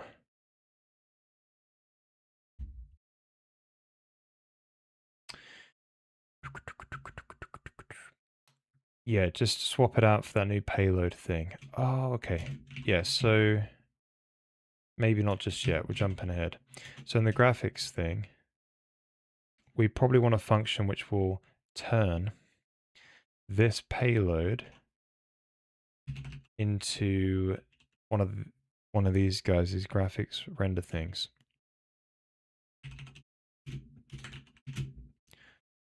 Voxel bitsets. Yeah. I don't know if that really matters that much, to be honest. Cool. So it'll just be a function where it says basically graphics render. I guess you can say compile, maybe. It takes in a render data. Or I could say really bad names.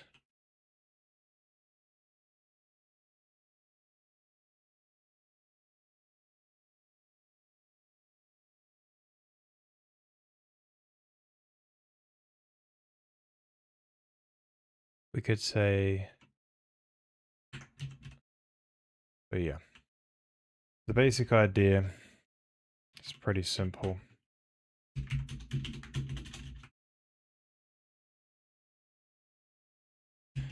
We just want to temporarily allocate these voxel model arrays and go over that void array and extract out all the data into these linear arrays, basically. That's the basic idea. So the renderer can just work on linear arrays rather than a void array of completely different elements. And the reason why I do the complete different elements is because the renderer might have a limit of 1,000 different voxel model instances to render, but the game might be like, oh, I've got like 4,000. But you want to try and let the game give you as much data as you can, because then the renderer can be like, I know what's more important. I know what's like on the screen and off the screen basically, or used for lighting or not used for lighting. So it can make the call on what things to keep and what things to discard and what things to essentially want to sort the render list into what's important and what's not important and keep the stuff which is important and discard the rest which doesn't render. And that way you can avoid stuff flickering when you've over sent stuff to the renderer. That's the plan. That's why we've done it that way. So we've got a thing called R that we need to make. So essentially you can have R dot count, so it's just data counts graphics render like this, yeah. So instance. All right, step 1. Step 2, allocate. So I think we'll just have get the allocator. This will just be the frame allocator. So frame just means has a lifetime of a frame. I need to sort my allocators a bit more, but yeah, they get reset every frame once per thread. But they work. And it's just a bump allocator. So what are we allocating? An array of graphics render model, allocator, and then count, yeah? Cool. And then we allocate, obviously, this one here as well, yeah?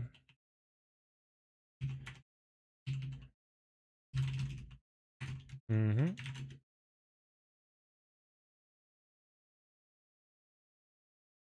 Cool. So now the idea is we basically just go over all of the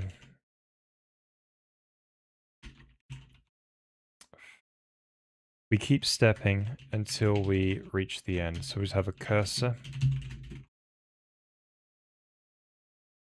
No, no, no, no. We don't have a cursor. Yeah, we still have a cursor, but we just do a for loop over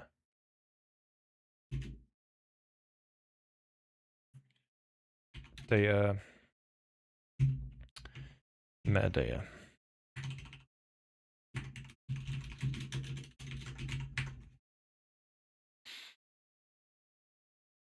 So we pull out the metadata. Let's call it M, I guess.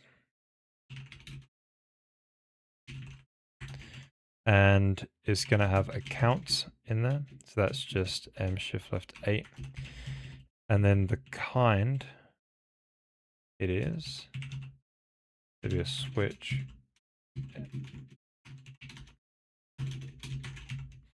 So case,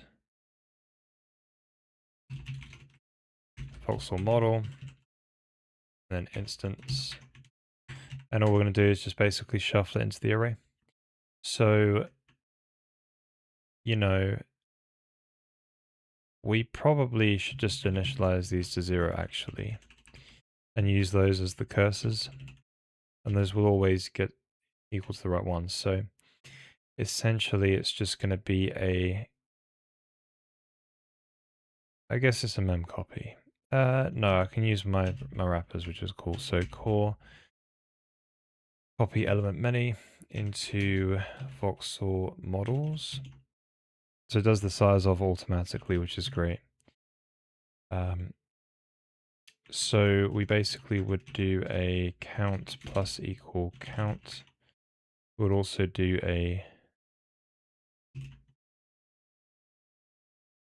the source would be a pointer offset. So I guess you'll call it just source. So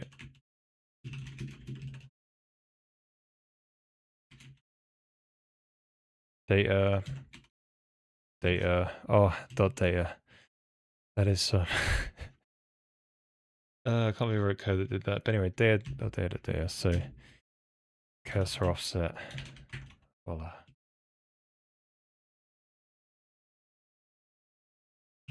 Cursor plus equal the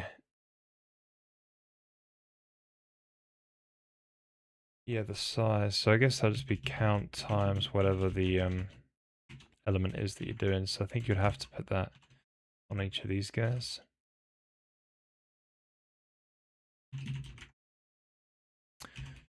Yeah, we should probably convert this to the enum. So the compiler would just tell us when we're missing.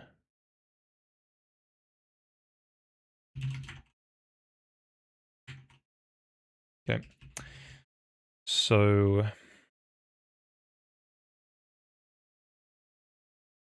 heard you like data. So we put data in your data in your data. So bad. Here's the kind of funny thing about it. I usually hate using the word data. I rarely use it because it means nothing. It's better the word manager, the word context, the word there's so many of these things that people just use all over the place. You get like you'll get like an entity manager context, and you're like, two of those words are completely pointless. But yeah, happens so much. So another one is data. Oh, entity data manager context. Yeah, very descriptive.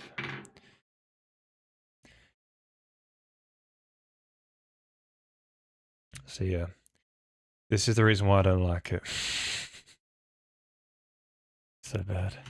Anyway, so source element.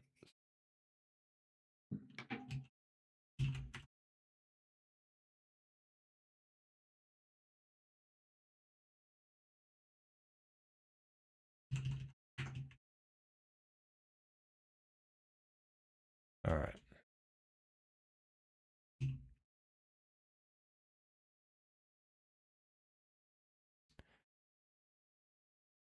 But then there is some alignment as well, right? So that's another thing, is your cursor also has to be aligned after each of these. In roundup align cursor to whatever that align thing is.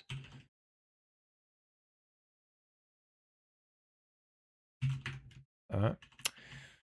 So I think that's basically what we want. So it right, so it initializes these counts, allocates the arrays. They're zero initialized, usually. You go over all the metadata, fish it out, get your count, get your source into the data array, which has a bunch of different kinds of data. So it could be any of these guys. So the metadata has a count and a kind. So you look at the kind, you up the count. Oh, that goes last.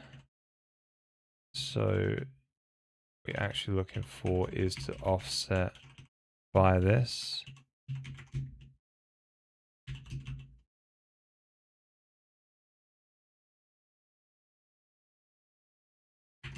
There we go. Do a copy into the right place, offset the cursor, and then up the count. Round up the cursor to the nearest align for the next time you go around. Boom. Awesome. Right, so now I've got this thing called compile. So essentially when you call,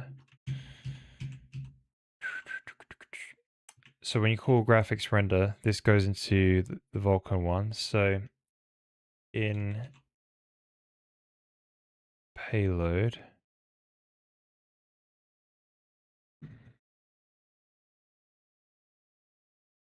see, I'm wondering if you want to put that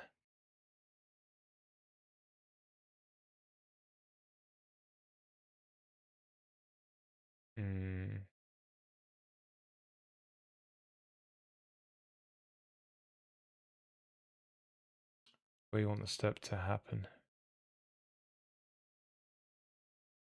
You know, I'll just call it, I'll just store it in here for now.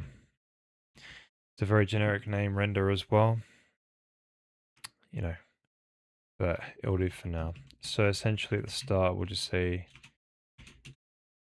graphics render compile ggfx vk render, and then obviously payload render data. Okay, nice. Right, so the next thing is world. We've got to follow the world everywhere and see where world is being used.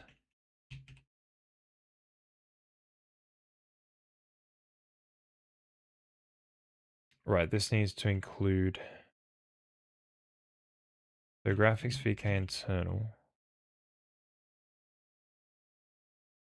What's vk.h? Where's that even used? It's not, is it? VK internal. That should include the internal header.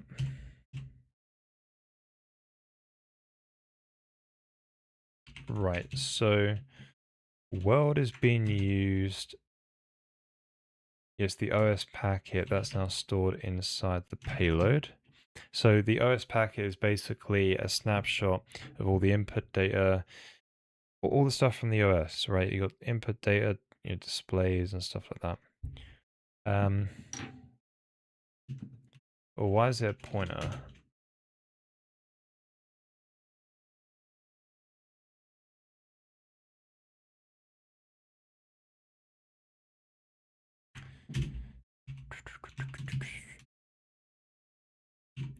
Right.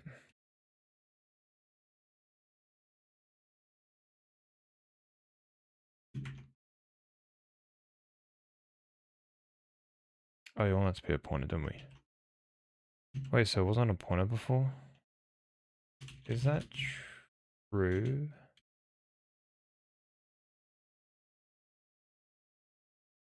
Packet read. Oh yeah, we're storing it in the game. World structure. I don't know. Yeah, I guess you can keep a certain number of them alive, and yeah, we'll pass a pointer. So, anyways, we'll just do that. Right, so where else are you doing this world thing? So world camera. That's another thing we need to pass up is the camera. So in the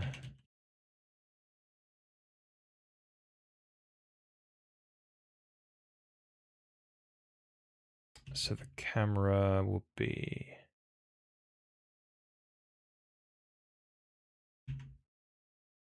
unfortunately I do have a camera module with a camera.h and I don't like stuff with very small files, but it's how it's ended up at the moment. But for now it does the job.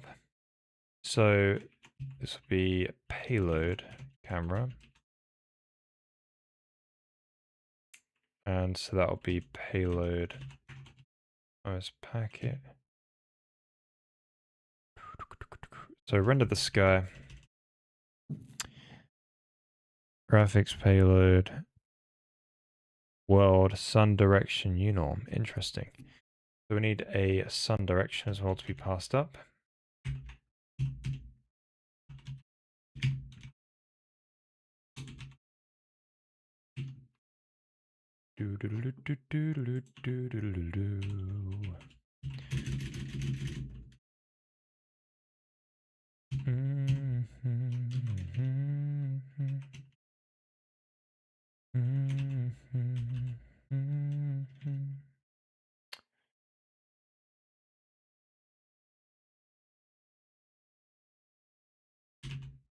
Where's the world gone? Yeah, payload sun direction unorm. It's now stored directly in there. Lovely. All right, so I believe that's the renderer. Also, yes, we can't include game anymore inside the engine, which makes sense. So, we're getting places. Yes. So the next thing to sort out would be game side. Right, game needs to adjust to changes. And then we will need to actually change this graphics VK to process some of this data. But let's just make sure that we're able to use the API that we've written. I think that's the more important order to take things. So game.c is where the game is. And it's encode games game game. Very good name. Now, yeah. So the idea is there's a small thin main which allows us to do hot code reload, and it's just called engine main at the moment. It's just 150 lines. It just does the bare minimum to boot up and call in and load the game DLL and call into that and do the hot code reloading. It's got some bugs which we need to fix, but the bugs only appear while I stream when the computer is under a bit of load.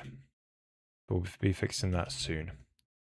So when it comes to game.c, this is a compiled library. And the idea is that the engine is used by the game and not the game used by the engine, right? So it's not a framework, it's more of the engine is not a framework, it's more of a library. Now, so the game has more control basically. That's the plan. But I do want to make it such that the engine can provide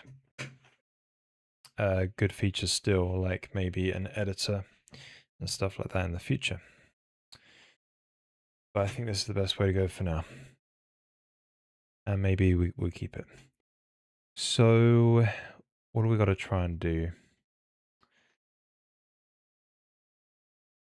Right, why is there no game world? Is that not because it's not included in the...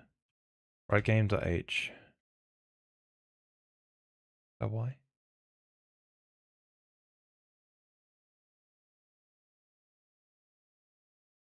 Cool. Yeah, so there is a sort of a render, game render, right? And this is called inside that main loop in the executable, or the thin executable. I don't have a render thread and a game logic thread at the moment. We need to sort that out. But it's getting there. So you read the OS packet to get the latest OS data from the event thread basically that it's got. And you know, you calculate your DT and all that. Update the camera input. Do some UI. OS packet read Windows. What is it? Oh, this reads the latest Windows stuff, I think. I think that's the idea. I don't know what that is for, I forget. Then we create this graphics payload, right? Now, yeah, then we prepare it and then give it to the renderer. So,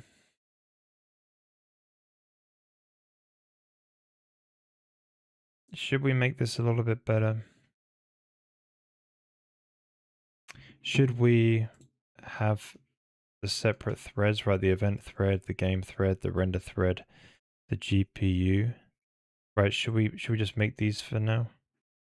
And just get it going right away? I think that'll be the wise thing to do, wouldn't it?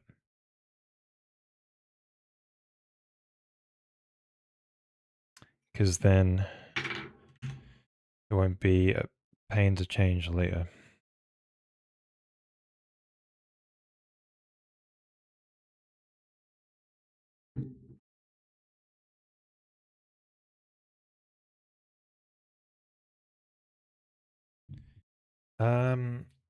You know what? No, we'll do it once we've got the game running again, because it's currently broken. So, but yeah, we're close. So, right, draw storage in it. Cool, we'll take that. So graphics .c, payload in it, right in here. Boom. So, we'll take this.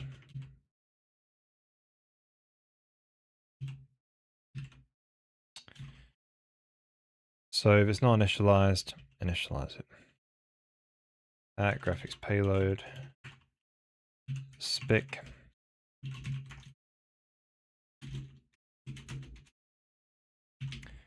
Render data size, let's put it at, I don't know, 1 megabyte, is that enough? We'll see.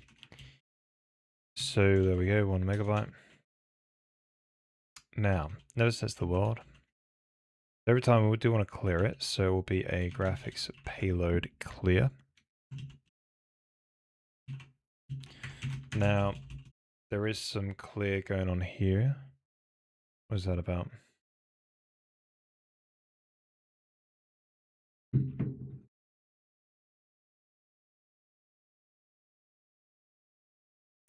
Right, clear, then append the game's draw. Nice. So yeah, this is like debug draw data basically. Nice. So like debug draw 2D and 3D shapes, that sort of thing. Right, reload shape, reload textures. We're not doing that anymore. Get rid of that one. So hot reload is going to become a message. So it's currently just a bunch of reload counters. It's a bit weird. We'll just do from the build system a message system like a command buffer. We'll change that very, very soon. So what we want to do ideally is pass in a few things.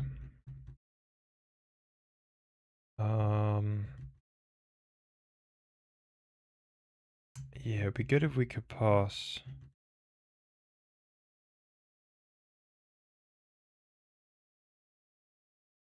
Yeah, so let's do two pieces of data. Right, let's do the voxel model hard-coded and voxel model instance hard-coded. Maybe we'll do two of those. And then we can go into the renderer, get that working the other side.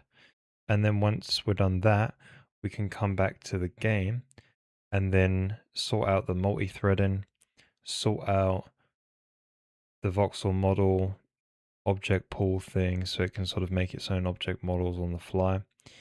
And then, yeah. That'd be good. That'd be good. Let's do that. So, right. So we just put in, so after the clear, you're going to be doing like a voxel model.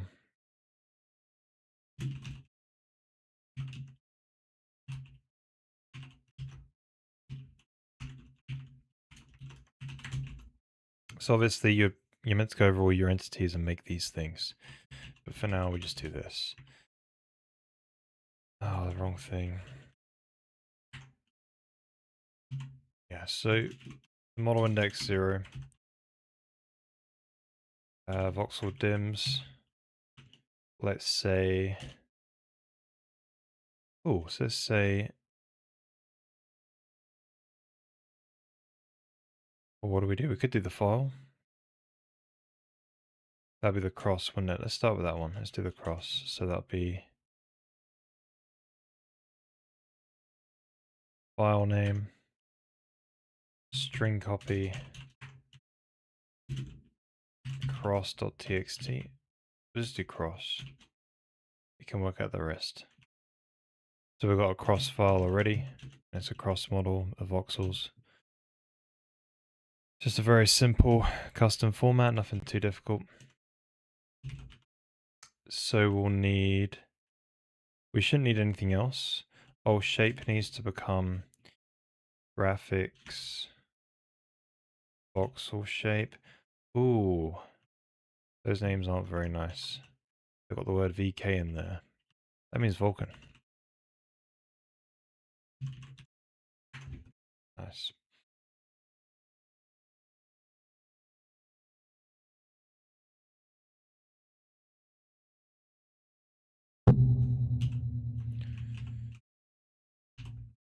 Right, so doing it from a file. So there you go, step 1. Graphics render voxel model instance. Push instance. Instance. The model index is going to be 0 matching up with this one. Then the spacing will just be 0. But we can maybe animate that as well over time, which would be cool. Or from local to identity.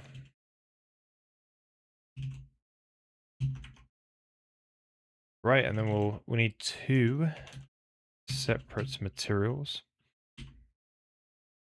So the first one is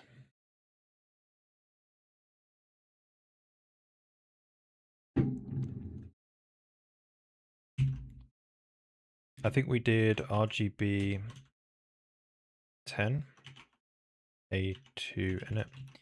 So 512 0 512 I guess 3. So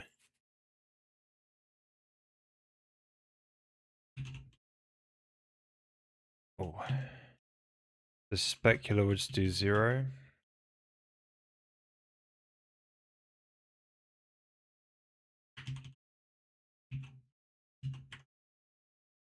Emissive color will do 0 too. Emissive strength.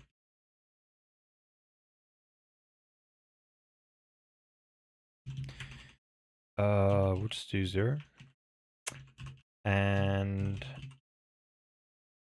gloss. Or do, I guess we do 0 or 1. Doesn't matter, but we'll do one. Yeah, one of them will do 0, one of them will do 1. So this next one will be glossy. We'll just change the color a bit, yeah, and voila. So yeah, in the past, you see this one. Yep. This is the model we had. It's just very basic, right? It's from the text file, but see here is a different one at the bottom. So that's all we're doing is defining those different materials there, right? So this would be 1, since the cross file defines, yep, some 2s there, yeah, and some 1s. 0 is meaning empty space. Cool. So that should be everything we need to get it going again from the game side. We just need to sort out the renderer side now. So graphics.c.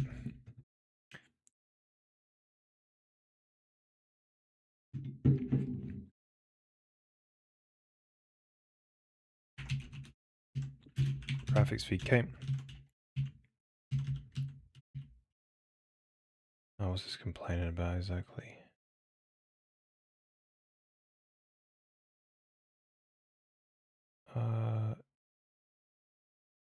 Oh, okay. So, cool. Yeah, so the voxel cache needs to be changed a little bit now. So, thankfully, the voxel models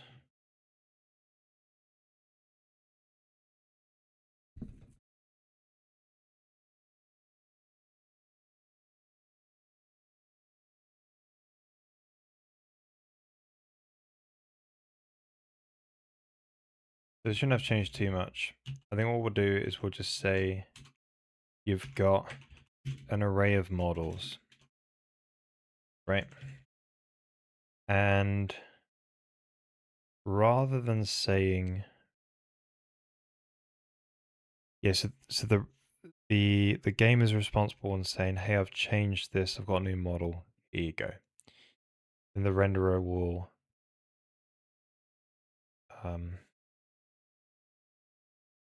upload it basically.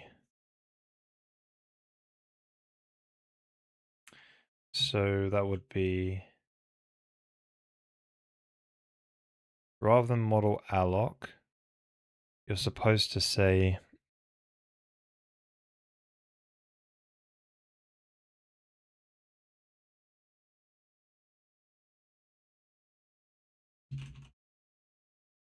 model.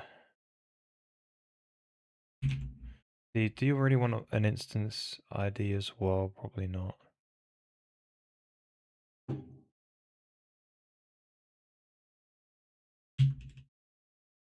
Probably get rid of these object pools, to be honest. So the instances will just be uploaded every frame, so you just basically send them straight to the GPU. You shouldn't have to worry about them being in an object pool, I think. So every frame, just send them all to the GPU. So get rid of the instances pool. Voxels, okay, we'll keep that one though.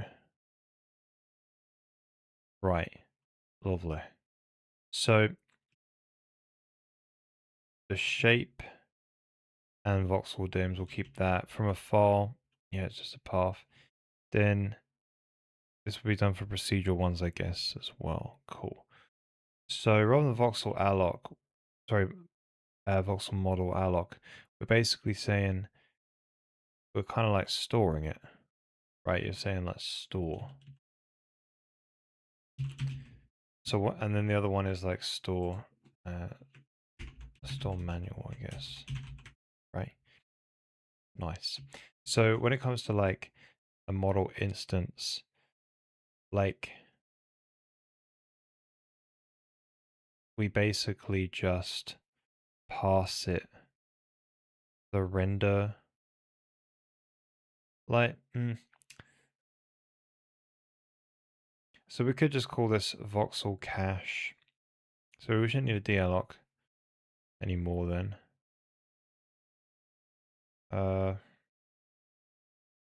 at all, really. Should be kind of cool. Well, yeah, you need a way to restore. Yeah, every time you do a store, you need a way to like deallocate some of the stuff. But yeah, so there might be. So voxel cache upload, I think you'll call it. And that'll take in absolutely nothing. Because it's all global. Yeah, this would be cool. Super cool. So, oh, we have an upload, it's right there. Right. So this goes, and that goes. Right, so let's get this all going then. So the basic idea is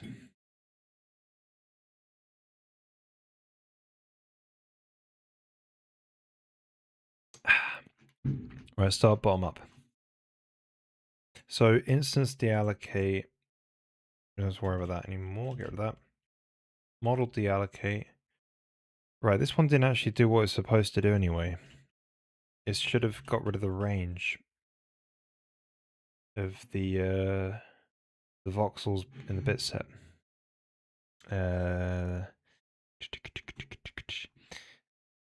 So when you allocate an, yeah, this one was just allocating from the object pool and then setting the information and then changing which range of updates that which need to happen. And hang on a minute, those also need to go. So just for the instance though, because yeah, this completely goes as well. Goodbye. So this one is what's known as the store manual. Or store manual, it calls that. Doesn't return anything anymore. So this will just be a model store file.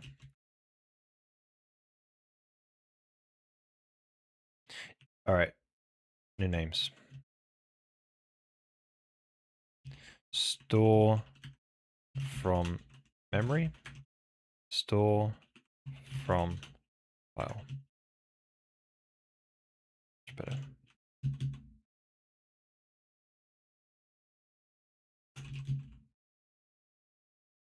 Okay, so that just parses the file and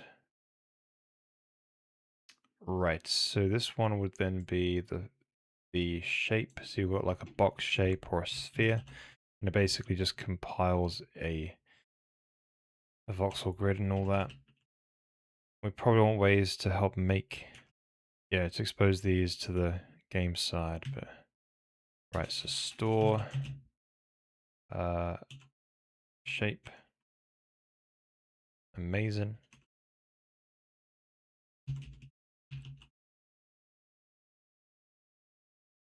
Store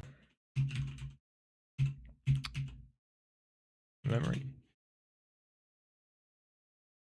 I think that's right. Cool.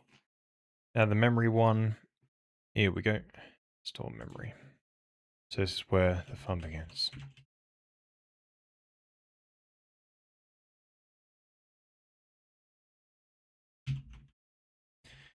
Now, so you get the voxel cache. There's not a models pool anymore. It doesn't exist. So basically, and hang on a minute. You want a model index to be passed through all these. And I don't like it when we've got this many parameters. It's like really dumb. So yeah, there's that too. I just don't like that many parameters. But maybe it's the way to go.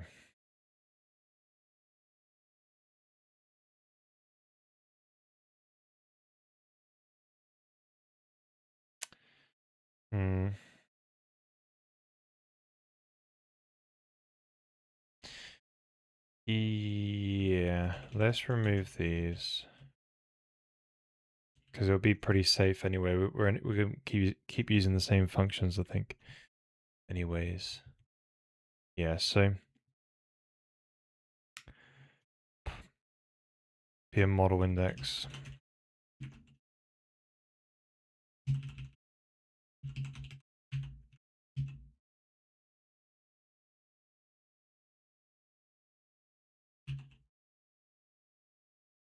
All right. Plop that in there and there.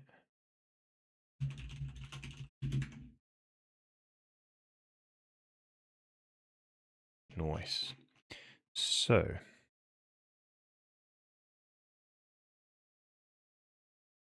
all we do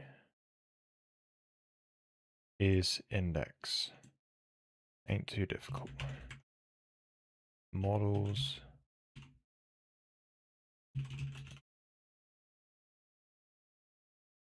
No IDs anymore. Right, what's going on here? So we don't worry about that. We obviously get all the number of voxels, right? If it goes too far, that's a problem. It won't fit in the layer buffer otherwise, right? In the render target.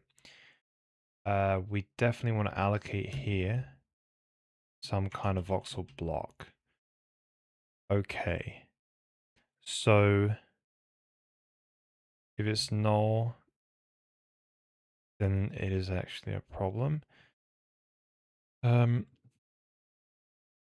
Well, if it's null, you would keep. Yes, so first of all, you deallocate the old one. Model. There's no ref count now. There's no instance any more like that. So there's the dims and the ref, no ref count. Okay, good. So this, you actually want to do a core range allocator deallocate. So it's just like a heap allocator, basically just with range, just ranges rather than pointers. So like a free list allocator. To free the block back. If one exists, now is that a it expects it to exist, so we need to if that. If there's already some memory in there, deallocate it. Then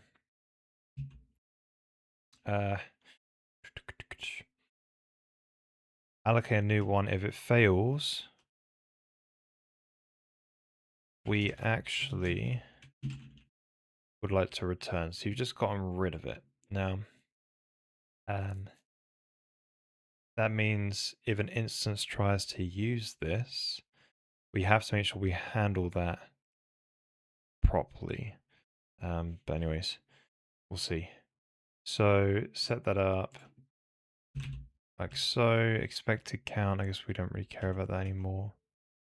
Being expected, we just make that the one we want to use. Get rid of the safety code because we're going to be using the same functions anyway to allocate the number of words and store into the bit set. So it's really not a problem. Well, it shouldn't be a problem.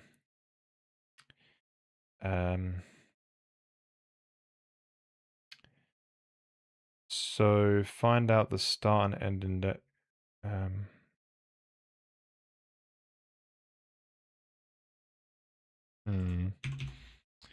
I think this needs to be rounded up to the nearest.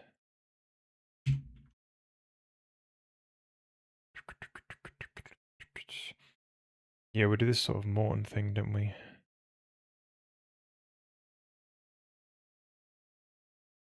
That's the align, isn't it?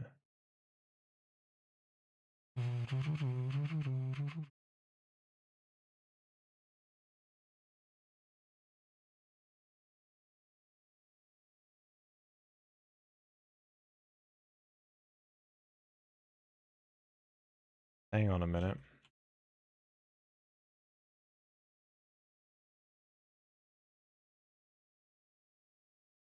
How does this code even work? Oh, it's doing it in words and not voxels. Right, this was going to fall apart and crumble. Okay, so since that's talking about words and not voxels, then Oh no, it was. You're gonna be fine.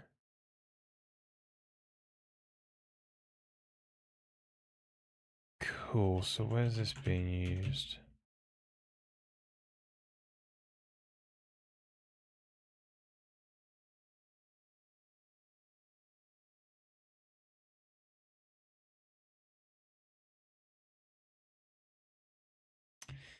This is not right anymore because we do it with Morton code now.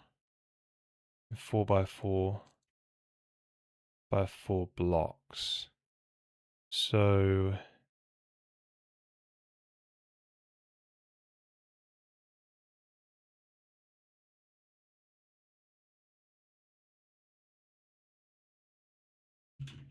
it might be times 8.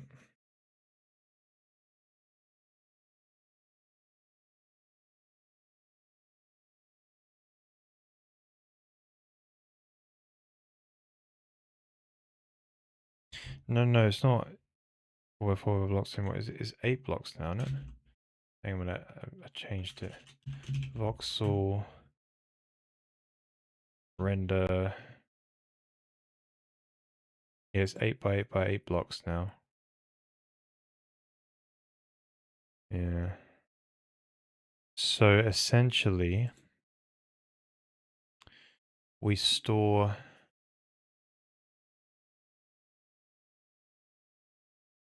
the voxels in a Morton code order.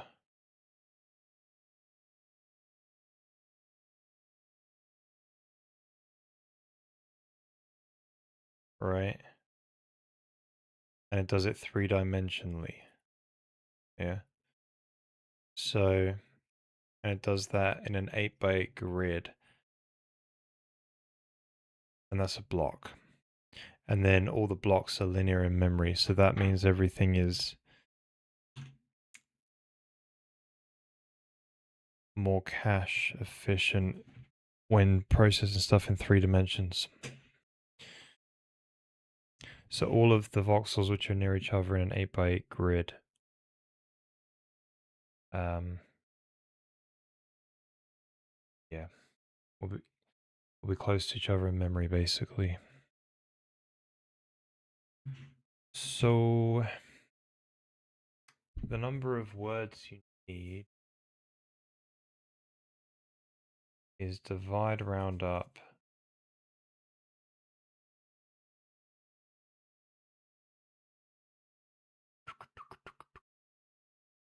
Is that right? No, that'll make the number smaller.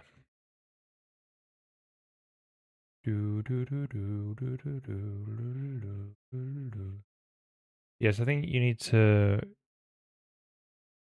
round up the voxels, maybe.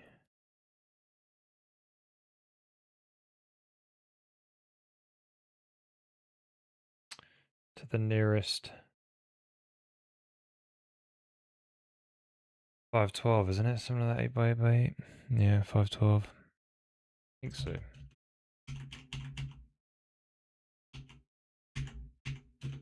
Yeah.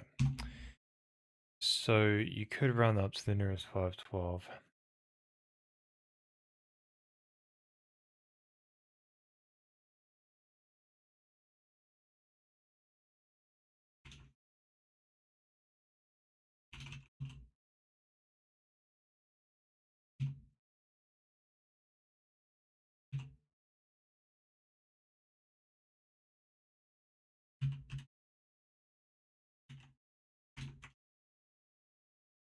Round up.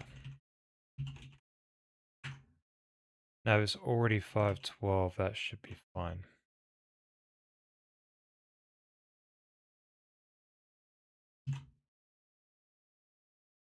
So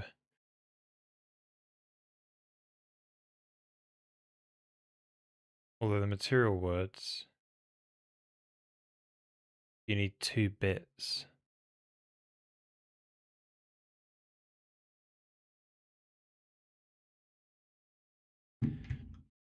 You need 2 bits per voxel. So yeah, it's the same. It's the same. Cool, so that works.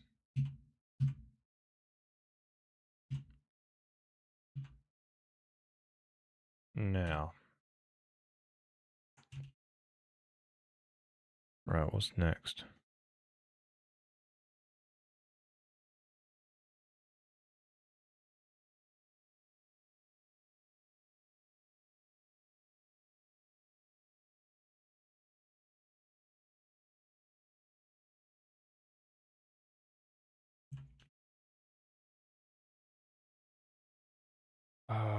Wait, we're off. So it's not 32 times 8 then, is it?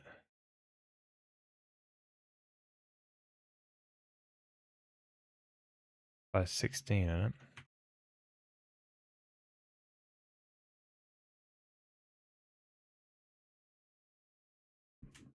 Right. So an 8 by 8 by 4 really gets you into a cache line.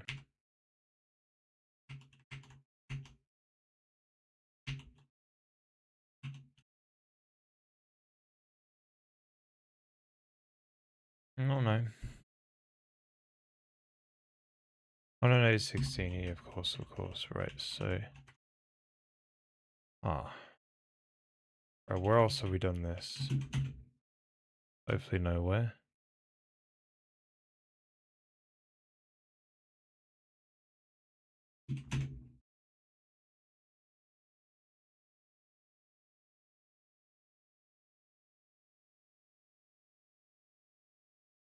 Doesn't look like it.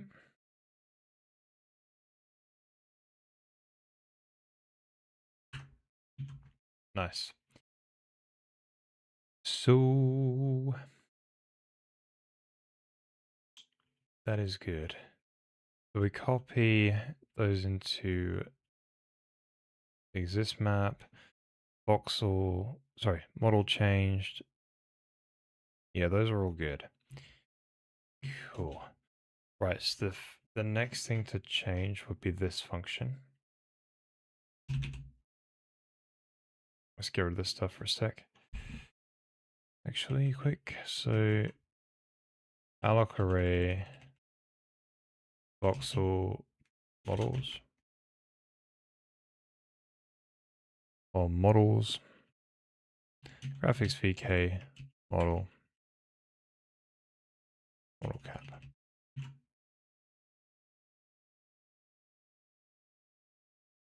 Nice.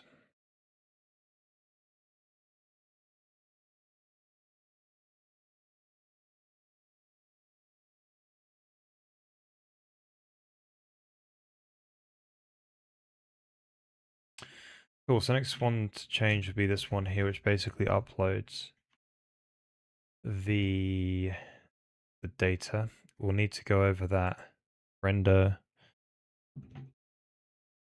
strut, which contains all of the voxel models and model instances,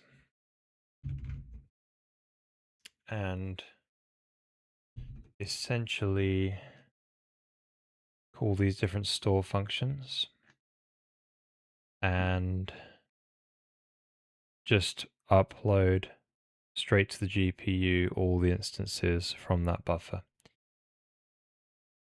Ooh. And we'll have to sort out the materials as well, like figure out how to deduplicate those materials and stuff like that. All right. Cool. So I'll next be on Thursday at 7:30 p.m. GMT +1. If you're going to come and chat in the meantime, there's a Discord channel.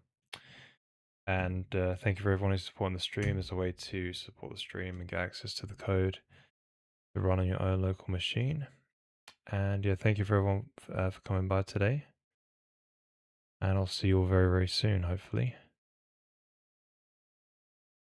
But yeah. So the next stream basically will just sort out all these.